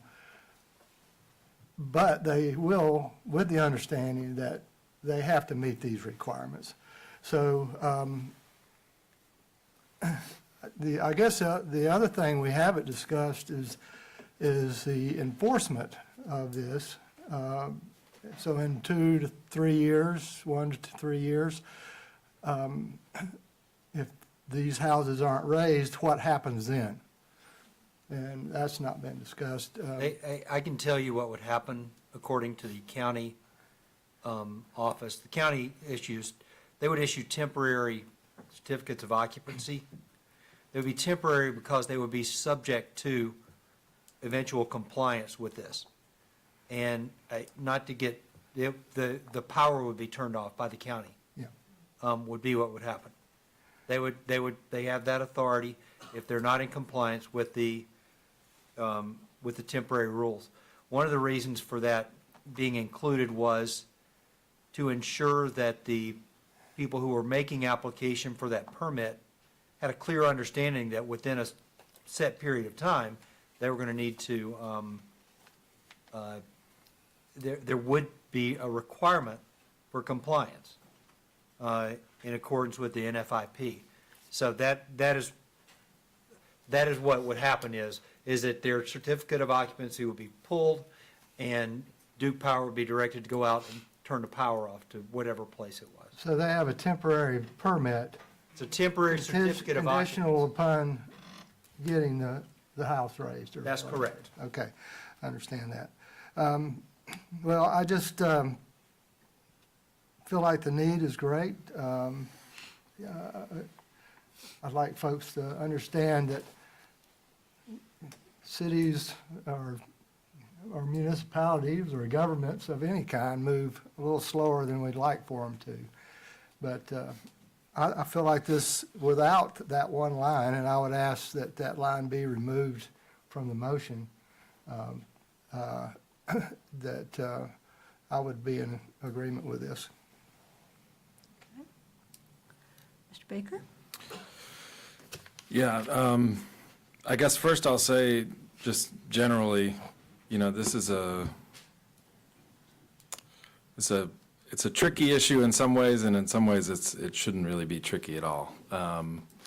And ultimately, the rules we have are to ensure that, the most vulnerable people and the most vulnerable communities that we have aren't put in harm's way in a flood.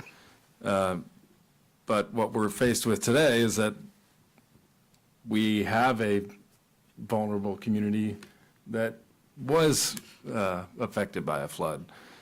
So it's not some future possibility, it's the reality that we're faced with right now. And I think as a city, we need to respond to that in kind. So I also had the concern that Gary raised on the need for professional design work and the estimate, because essentially that, I know we would say that we have this immediate response, but the volunteer work and the repair work wouldn't be able to happen immediately. And so it would really nullify all the good that we were doing with, coming up with this temporary permit. So I guess my question to the staff is, can we strike that and still have the program work as we intended it to? I think the purpose of that clause was to make sure that we aren't unintentionally going to permit repairs of such a high value that they, one, would inadvertently trigger the actual substantial improvement clause, and two, wouldn't be so high that they would deter somebody from investing in elevating the home 2 years from now. If you spend $100,000 making the home habitable again now, and then 3 years from now, you're forced to tear all that out and do another $200,000 worth of improvements, well, you might be less likely to comply. And so we added that clause sort of as a way to filter cases that might not be worth making that investment in now, because they know there's a new, more substantial investment coming in 2 years. I think I follow you, although, you know, the eventual raising of the house or the trailer is not really optional. I mean, if the power is going to be cut off, then folks aren't going to be worried about how much they're spending on raising their property is going to be uninhabitable. So I'm not sure that really, that extra motivation is really needed in here. And, you know, if we can strike it and have work done immediately, I think that's the goal. Is there any language that we could add in terms of, you know, getting the structure back to its pre-flood state? I mean, does that help with that at all? No, in fact, that's specifically the whole point, is that it's going to cost 50% of the repairs to get it back to its pre-flood state. The idea is not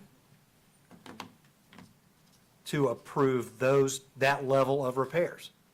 The idea is to approve the minimal repairs necessary to make it habitable.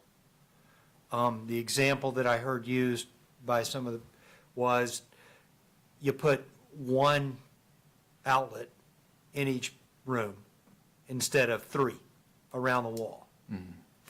You put, you know, lights in all the rooms. You don't put fans in all, you know, it's not to be, the idea is that it would be something temporary to address an emergency situation. And if anything that we do to pull it away from that makes it more likely to violate the NFIP program and cause us to be put on probation or be removed from the program altogether, which then has unintended consequences of getting all the people who currently have flood insurance removed from the flood insurance program, which means that their mortgages are then in default, which means that their houses go away.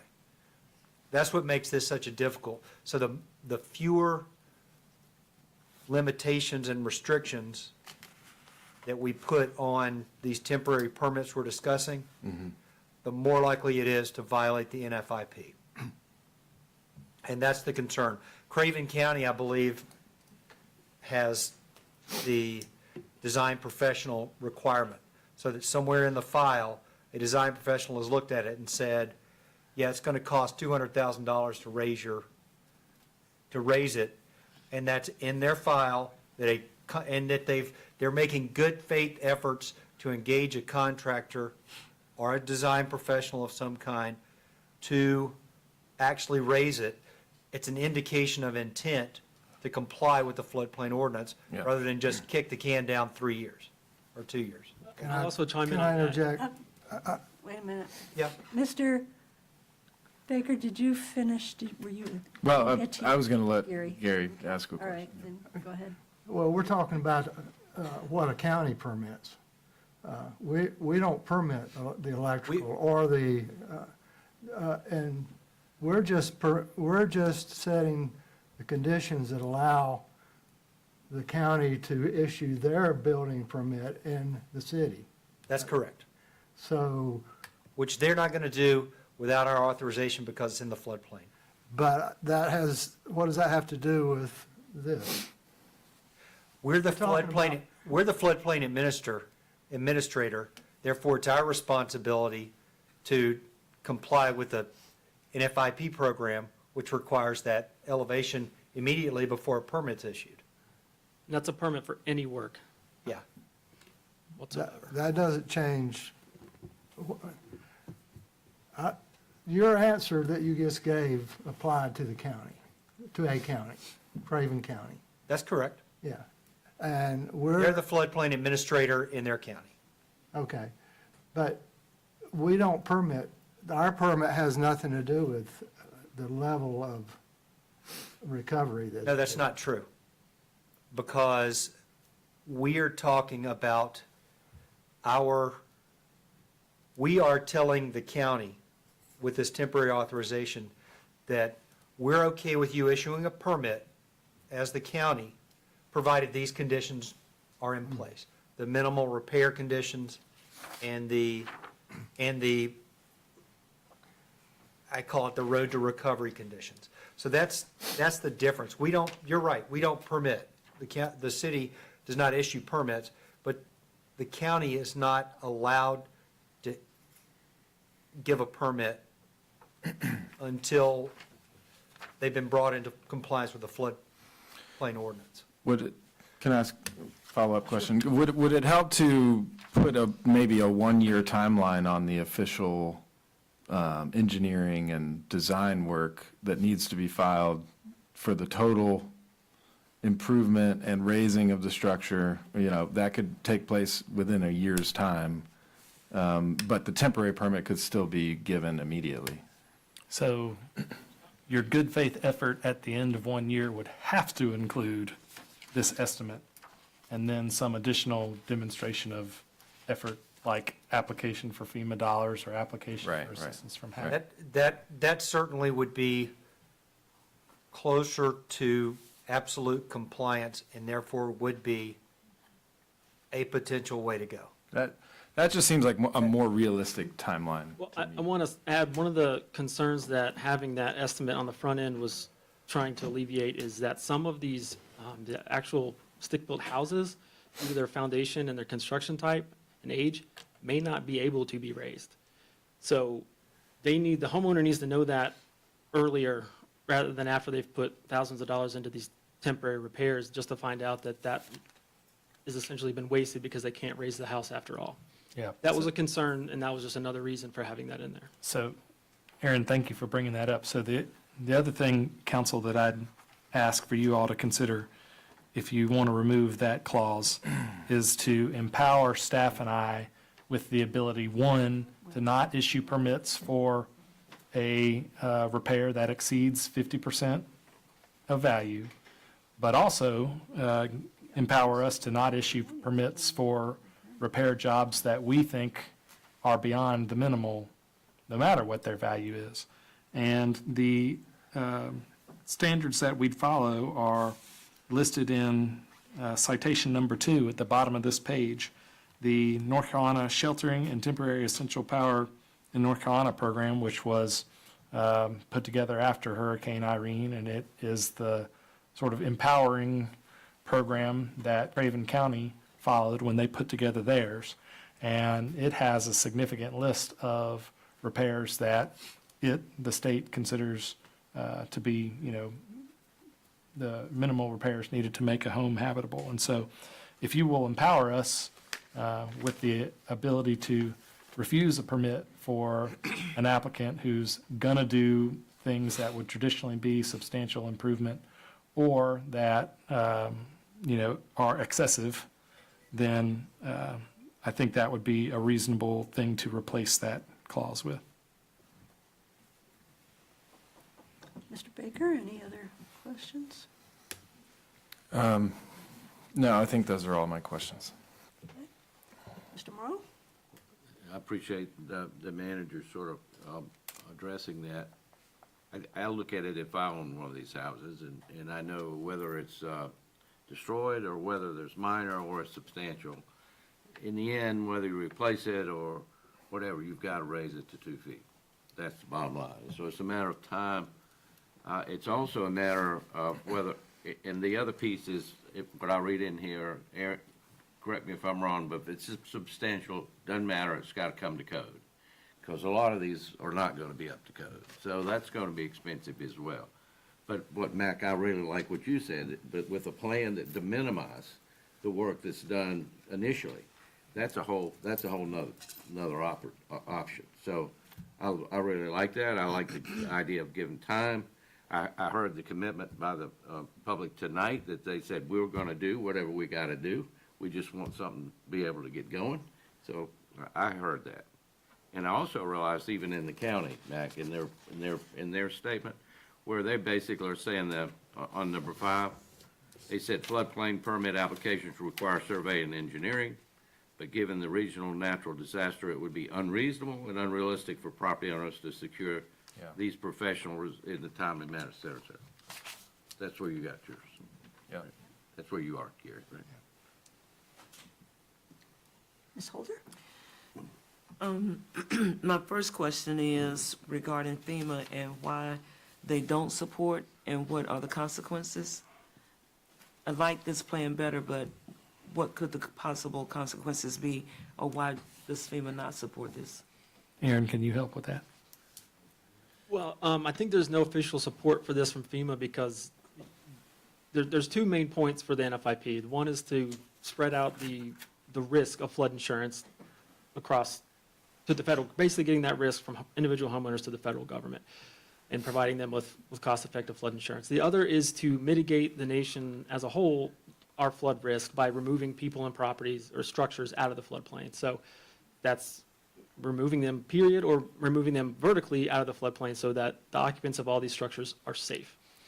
So that's the ultimate goal, and I don't think FEMA is going to go on record of supporting something that delays that goal or doesn't do everything it can to implement that goal. I'm guessing, based on conversations with FEMA personnel after this storm and after Fred, so I don't know for certain, but that would be my guess as to what they would answer that question with. You had a second part of that question that I don't remember. I was asking, are there consequences because we don't have their support?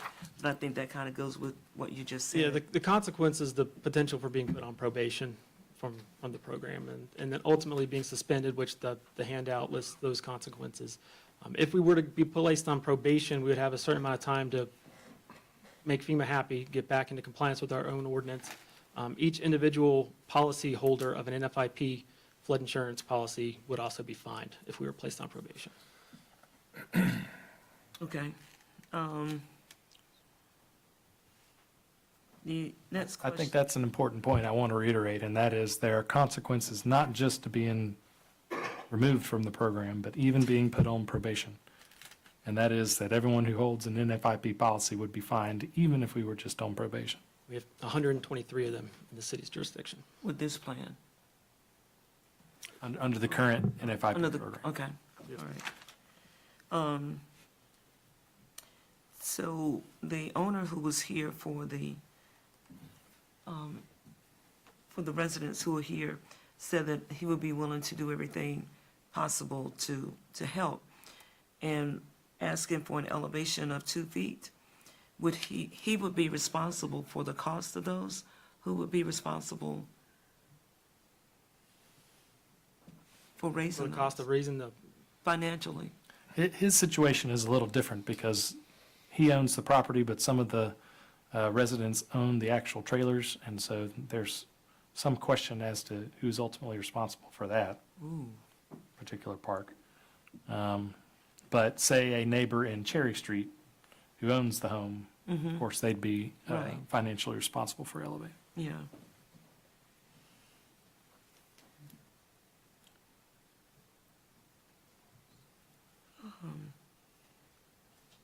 The last question. So, do we have a plan where in the future, if this were to happen again, heaven, please give us mercy again, is this kicking the can down the road, or are we having plans to look at for future to address this? Or would this be the plan for it? This would be it. You know, one of the things I do like about the up to 3-year grace period is that it gives us and our nonprofit recovery partners an opportunity to mobilize and find resources to help folks with the expense of elevating the houses. But it doesn't protect us from, you know, the flood that might come less than a year from now. Okay. That was my last question. You just answered it. Are there funds available to support? Whoever has to pay. They have, there are programs which none of them are stood up yet for us. The STEP program, the Sheltering and Temporary Essential Power in North Carolina program, was something that was set up by the state of North Carolina back after, shoot, I've gotten to where I forget the names of them. The one in 2018. Irene. Yeah, Irene.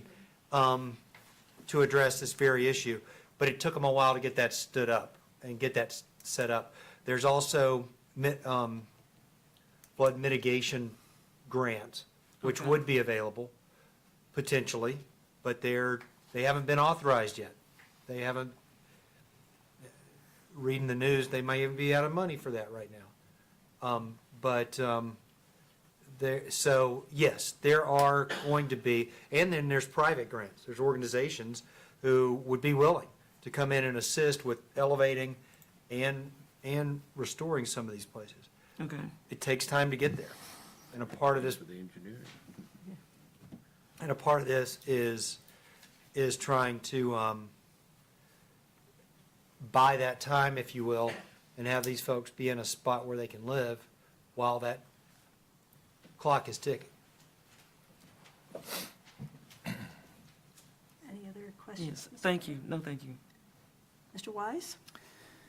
So, one, this was a potentially unique event in our lifetimes, hopefully. And so how we handle it is going to have to be outside the box thinking, in my opinion.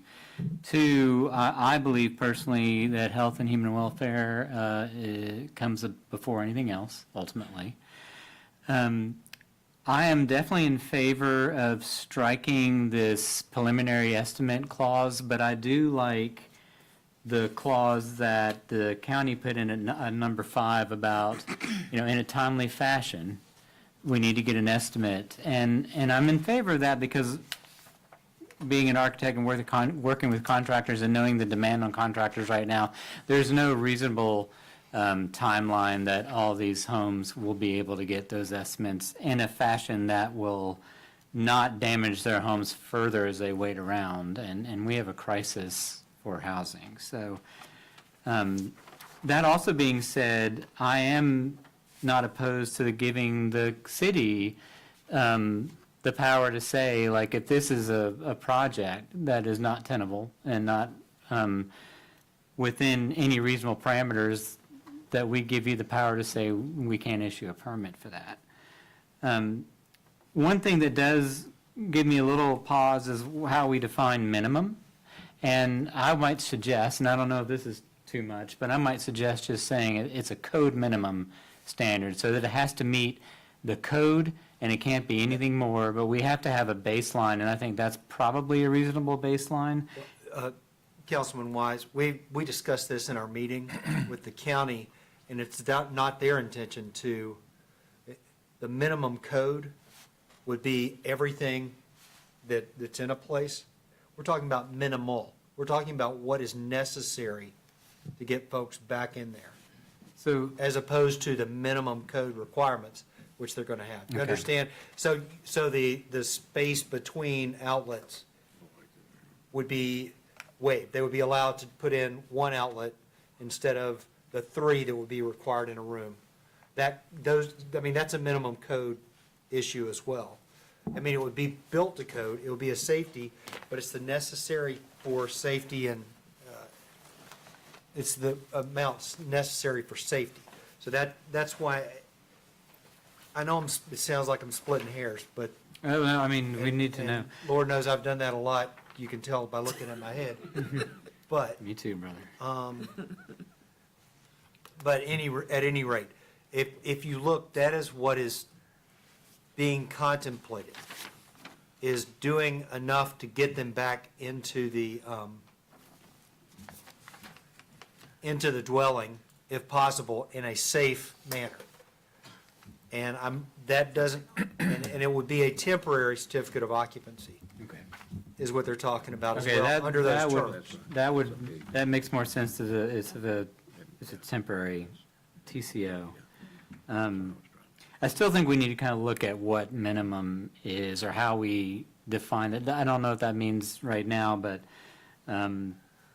minimum might be like get the mold out, get the wet drywall out. I don't know, repair plywood that's rotted. I'm not sure what that is. I can tell you I want to be that, clear, we have not been stopping people from getting stuff out. Right. And that Drywall is- installation. Or replace. and the county has not been issuing permits or doing any sort of enforcement action on removal of that kind of stuff, drywall, sheet rock, whatever, the insulation, any of that stuff.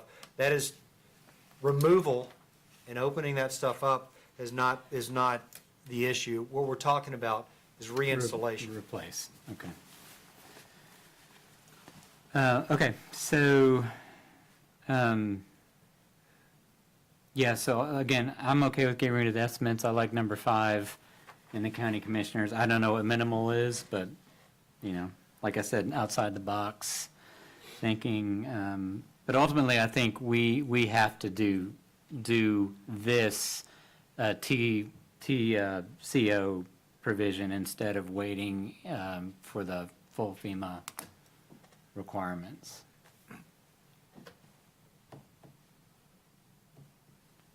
That's it, sorry. All right, we have a. I would like to jump in here again. This minimal thing it got me going around in circles here. I'm a builder, well, I was a builder. So we're talking about sub-code, electrical, plumbing, that gets covered up with sheetrock, painted, and then the house is raised in 2 to 3 years, or a trailer. People will be living in there for the rest of their lives in substandard housing. Why can't they, Well, so they're permitted to do a minimal, but they're not allowed to do minimal code? Well, that would honestly, that would be up to the county, but in exchange for they're not gonna put in substandard. I think that's One plug in a bedroom is substandard. well, it doesn't meet code, but it would be enough to make it habitable and to meet the emergency for temporary purposes until you see where the problem is now. No, I don't. Because we can't ignore the floodplain ordinance completely. We're not. We're enforcing that they have to raise it up. That's the floodplain ordinance, right? They have to raise the house up. So let me read some information about what the STEP program, which is what we'd model our program after, list as minimal habitable repairs. Minor exterior repairs to ensure that windows, roof, and exterior doors are secure and weatherproof. Protection is provided from interior hazards such as exposed electrical wires, and access to entrances are safe. This may include insulating, tarping, or patching the roof and repairing walls, securing broken windows, and repair or replacement of disaster-damaged exterior doors. The home's essential utilities and plumbing will be made safe and operational, and there will be a basic functional bathroom and kitchen facilities, including one usable bathroom vanity, sink, shower, bathtub, toilet, and tank, a base cabinet under the kitchen sink, a minimal countertop for food preparation, minimal refrigeration and cooking appliances, and a working kitchen sink. And I'm just asking, well, you already answered my question, and that becomes a county responsibility of what, if they can exceed that minimum. Is that what you're saying? Well, I will tell you something else that's in the STEP program that we're trying to use as a model to make sure we don't violate NFIP. If you go on down, the home must be owner-occupied, single-family dwelling that is structurally sound and be able to be restored to a suitable and safe shelter for no more than $17,000. You know, you're going to be pushing, and granted, this was 2018 that this was developed. And so the idea to keep us from getting crossways with the flood insurance program is try to hew as close as we can to programs that they already have. And when they say minimal, this is what they're talking about, that they've approved at some level as minimal.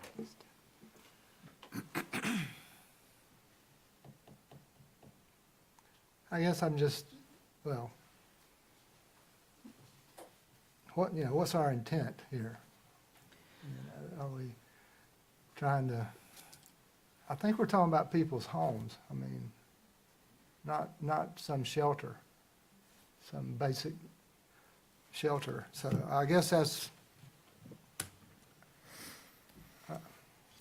Gary, as I mentioned before, I think our logic behind including the minimal habitable repairs requirement was that if people invested a lot of money now into bringing their homes back to the way they were before, that 3 years from now, when we're in there having to cut power off, that it'll be a whole lot more difficult enforcement time than it would be if the home was in a minimal habitable state. I would argue that that's not an argument. That if they have agreed that they're going to do this work and on the condition that they raise their house above the floodplain, then if they choose not to, that's their decision. But I don't see how we can penalize the people, other people who are going to do this work and raise their house by saying they can, by limiting what they can do to fix their house, to bring it back to the house that they had. I mean, I understand it doesn't necessarily. They can't have the house that they had.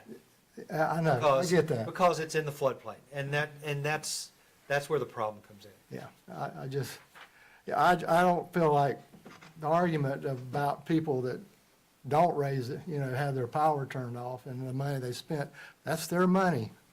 If they're willing to spend the money and then not raise their house, that shouldn't affect the other people, which I feel like that argument is putting that at, that doesn't, I don't buy that. So anyway, I would like to just say that it was kind of said that we say that our ordinance or our decision is that they do minimal repairs, and then the county will police that. We don't police that. The county decides what the minimal repairs are. We decide that they have to raise the house 2 feet above the floodplain. So I'm fine with that. I have one more question about FEMA. Are we okay with that? The possibility, that's the only thing I think that is left that makes me uncomfortable. I agree with the changes you all suggested, but the consequences tell me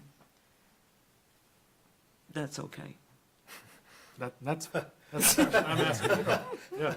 I mean, That one's pointed directly at me, and the answer is, I think so. okay. But I'm not gonna, I won't guarantee that one because we're really sort of treading untrod territory before. We're doing everything we can, and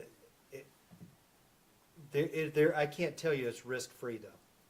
I cannot tell you that because there is the possibility that FEMA will be upset that we have taken this step, but we're balancing, is it worth taking this step to acquire the potential for temporary housing for 58 or 52, whatever, how many families there are that are available. And I think this is as close as we can get to being insulated from any blowback. If that's a typical lawyer answer, I understand that, but that's the best I can give you. Can I speak again? Yes. Because what we're talking about is a temporary permit, not temporary housing. These people are and that's the clarification that I would like to make sure is in place here. It's not, it's their homes. I get that, yeah. Yeah. So here's the revisions that I've heard and that I want to say out loud to make sure that these are your intentions. This would be this would be your understanding of the amendment. Amended motion. Amended motion. Adopt the Craven County model as written on the page up there. Strike the second bullet which reads, initial application for grace period must include an estimate from a licensed general contractor, et cetera. And replace that with a clause that says, such an estimate must be included as part of the good faith effort after 1 year, along with some other demonstration of good faith effort. And we will not we will not evaluate the applications for minimal repairs. We'll let the county decide what a minimal repair is, with the following exceptions. One, we will not permit a application that describes a repair that exceeds 50% of value. And that, and I'm asking this is my main inquiry, that staff is empowered to refuse a permit for something that we think is excessive. So if they're putting a pool and if they're putting a deck in these situations, it's more likely that they're repairing the kitchen, for example, to an equal or better standard than it was before. We've got the ability to use our judgment to not issue permits for something like that if we deem it to be excessive. So there won't be a minimal bar that you have to meet. It'll be a you can't do excessive things bar that you'd have to meet. All right, so those are the modifications to the motion that you heard, Mr. Manager. Gary? Some of them were you all's and some of them were mine, and so Right. I just want to make sure that that list Okay. of modifications is okay with y'all. More comments? Mr. Daniel? Any comments on the proposed modifications? Okay. Mr. Baker, any more comments? No, I think I'm good with that. Okay. Mr. Morrow? Just have two. How many of these units were not under NFIP? Any? Did we have any of these that did not have flood insurance? There were actually quite a few because NFIP is expensive, Right. and a lot of these homes are older family homes. So they were, And so there was no requirement to purchase it. right. So Because it was we before- don't know the exact number, but our Or suspicion. our is that- suspicion is that there were quite a few that were not, did not have flood insurance. So the point is that whatever we do, that's going to get them back in there. The It would big make them, they would have been eligible to acquire it. Before. And before. But now they'll have to, right? Or no, now can they? No, they don't have to. Nobody can be forced to buy it, Oh, to buy into NFIP. oh. But they are eligible for it, if that distinction makes sense. Okay. And so I would also like to, how do you feel about the proposed changes? You're the one who did this study. I'm interested in your opinion. I believe it's a reasonable change. I think especially if we make this a requirement for an extension after the 1 year, that they present, that they show their best efforts and that they present an estimate from a contractor or an engineer, or even an application for a grant to pursue elevation, that would be deemed a good faith effort to comply and give them the ability to extend it for another year. Thank you, Matt. Hold on, I want to clarify something because, Uh-oh. yeah, what Mac just described was a little bit different than what I inquired about in my motion. And that is that the good faith effort after 1 year has to include an estimate from a general contractor, et cetera, and an additional step. So, an application for assistance, a demonstration that you've taken out a loan or whatever to raise the house. So two sort of good faith effort steps after the initial year. Ms. Holder, any additional questions? No, thank you. Mr. Wise? No questions. Ms. Holder, do you wish to modify your motion as described by the city manager? So I don't have to say the whole thing? Yeah. I took notes. I would like to modify my motion according to what our manager has described and suggested. Who seconded that motion? Second. So you second the modification, okay. So we have an amended motion and second on the table. Any further Sorry, discussion? I have one more question. Okay, On that last point, I just want to be clear, the second good faith effort that you talked about, is that really left up to staff's interpretation on what that is? Or are you speaking directly about FEMA assistance or another government agency assistance? Because the reason I'm asking is there may be other reasons why people aren't applying for that immediately. And they may be getting assistance from nonprofit agencies or other means. Those would qualify. The way I see it is that in 1 year, you come and you show us your licensed general contractor quote in one hand and your application to FEMA or HAC or Habitat in the other. Or to a bank to get a loan to Yeah, do it. or to a bank. Or something like that. Right, okay. As long as the nonprofits that you mentioned, I think that was key for my understanding. Okay. That draws it toward it. all right, we have an amended motion and a second on the table. All in favor? Aye. Opposed? Motion passes. Thank you. Okay, that was the last item on the agenda. So, Can I ask a clarifying question about what we just did? When can people start applying for permits? Tomorrow. I've got to make an edit tonight, but yeah. Yeah, I was about to say, if you all can give us the morning to get our ducks in a row, No, maybe that's fine. sorry. all right, so Jessica, please make sure that everyone who came understands that tomorrow afternoon, they can come in for their permits. They can come in for their authorization, because they still got to go to the county and get the permit. Yeah, yeah, Okay. okay. All right, we are on final remarks. Let's start with Mr. Baker. Okay. Well, we've been here a while and we've got some more business to take care of, so I'll try to keep it brief. But I do want to just talk about the storm and the staff's response one more time.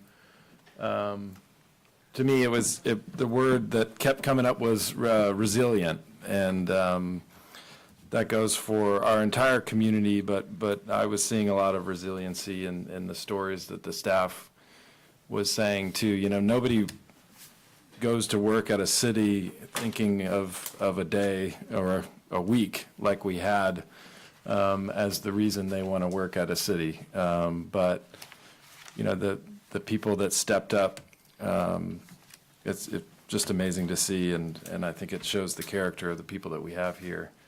And the character of our whole community, because outside of just city business, there's been just amazing responses from volunteers and nonprofit organizations and just neighbors checking on each other. You know, I have a 97-year-old next door neighbor.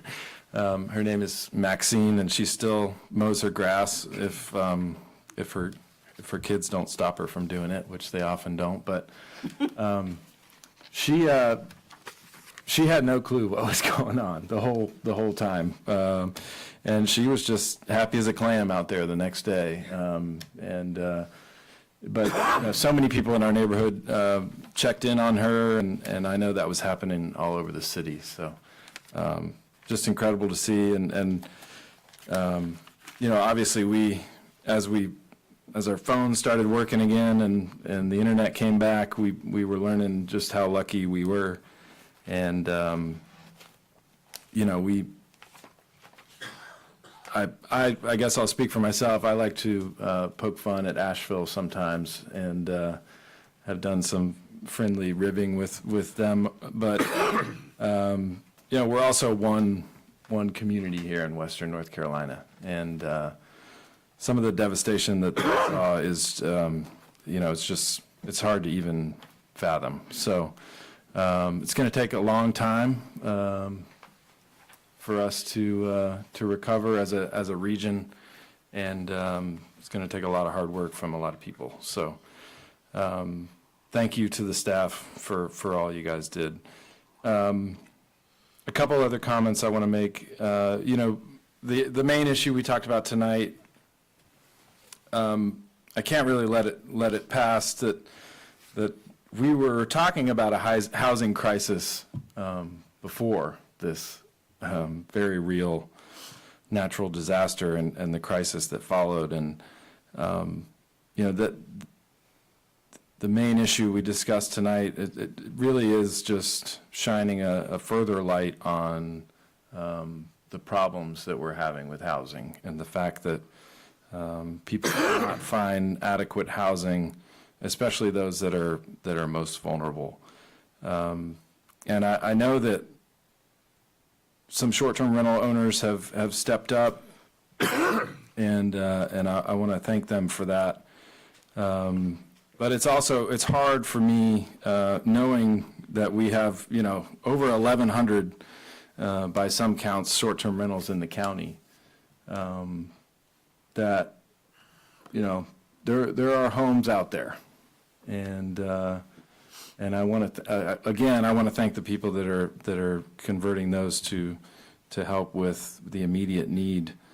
But this is an issue that we really have to work together on. I know there's a lot of groups that we're already working on it, but I hope that as we come out of the immediate emergency housing needs from the hurricane, that we can work together to help solve that housing crisis that we already had before this all happened.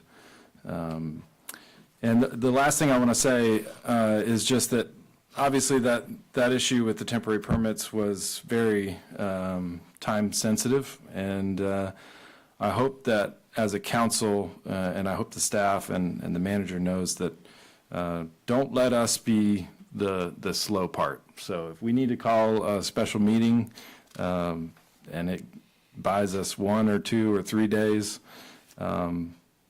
hopefully, I think everybody on this council is willing to do that. So if there are issues we need to respond to, and again, even if it saves us a couple days, let's go ahead and do that, and we'll make it happen. So that's all I have. Thank you. Mr. Daniel? I would just like to say how much I appreciated the stories that our responders gave today. Kind of gave us an insight. I particularly was pretty lucky living behind the food line. I had to leave the house to know that there had been a storm of that magnitude because I couldn't tell it from where I was. So I appreciate hearing the experiences of those who were busy working away. Thank you. Mr. Morrow? Yeah, it's certainly unprecedented storm, it's been said, but also unprecedented response. Thank you for your stories. And but tonight we're on the road to recovery. Thanks and a shout out to the management team, the mayor and the manager and the city attorney for the out of the box option you gave us. So thank you very much. Ms. Holder? I want to say thank you as well to you all who came and shared your stories and your heart. Young lady had me in tears. Just it's a bit much, and I don't usually. Thank you, Dennis.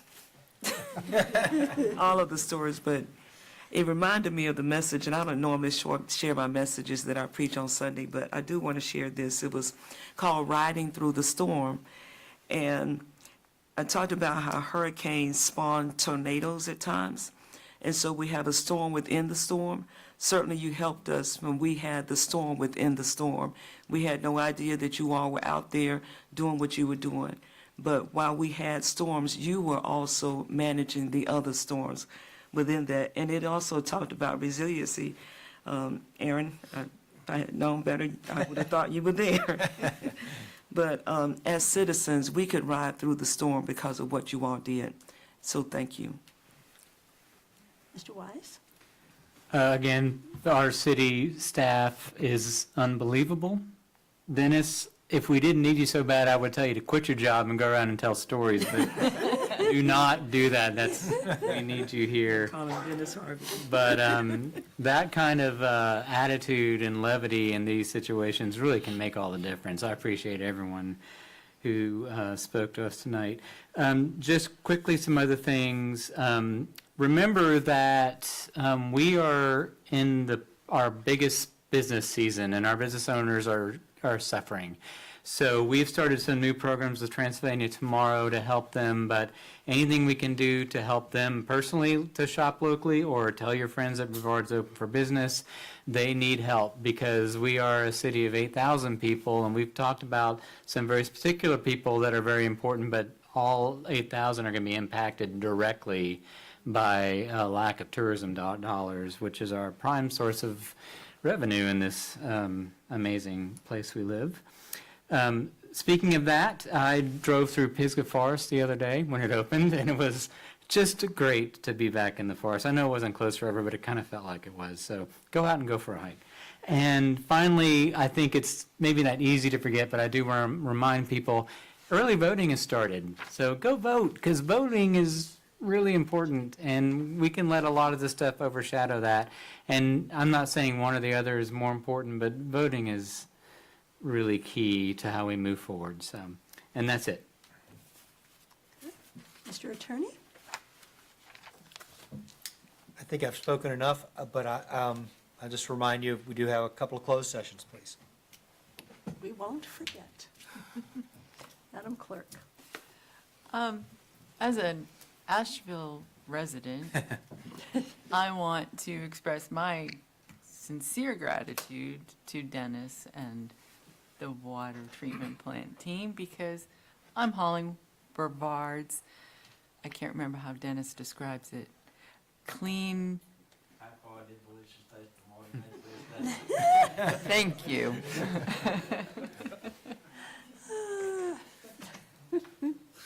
Mr. Manager? A reminder that the milling and paving of Johnson and East and West Jordan will begin this week. Uncertain when it'll be completed, but it'll begin, and so watch out for disruptions on those roads in the days to come. And also, I want to beg for forgiveness from council and our residents. Some of our voluntary projects, like paving, like traffic calming, like paths at the dog park, have been postponed as we focus more on response and recovery. And that's why I'm asking your forgiveness, but also to say that I can see the light at the end of the tunnel and shifting staff's focus back to performing some of those voluntary things. And so I hope that we'll be able to start working on those things again soon. I think we will be able to. Okay, just a couple of things. Guys, you are just absolutely incredible. That is all I can say. You are heroes. You did such a wonderful job. Wow, the primary responsibility of a city, of elected government, and of city staff is to ensure that Brevard is a safe, healthy place for people to live. And that was the responsibility that you stood up to, that you made sure that it was a safe place, that we had all those basic functions.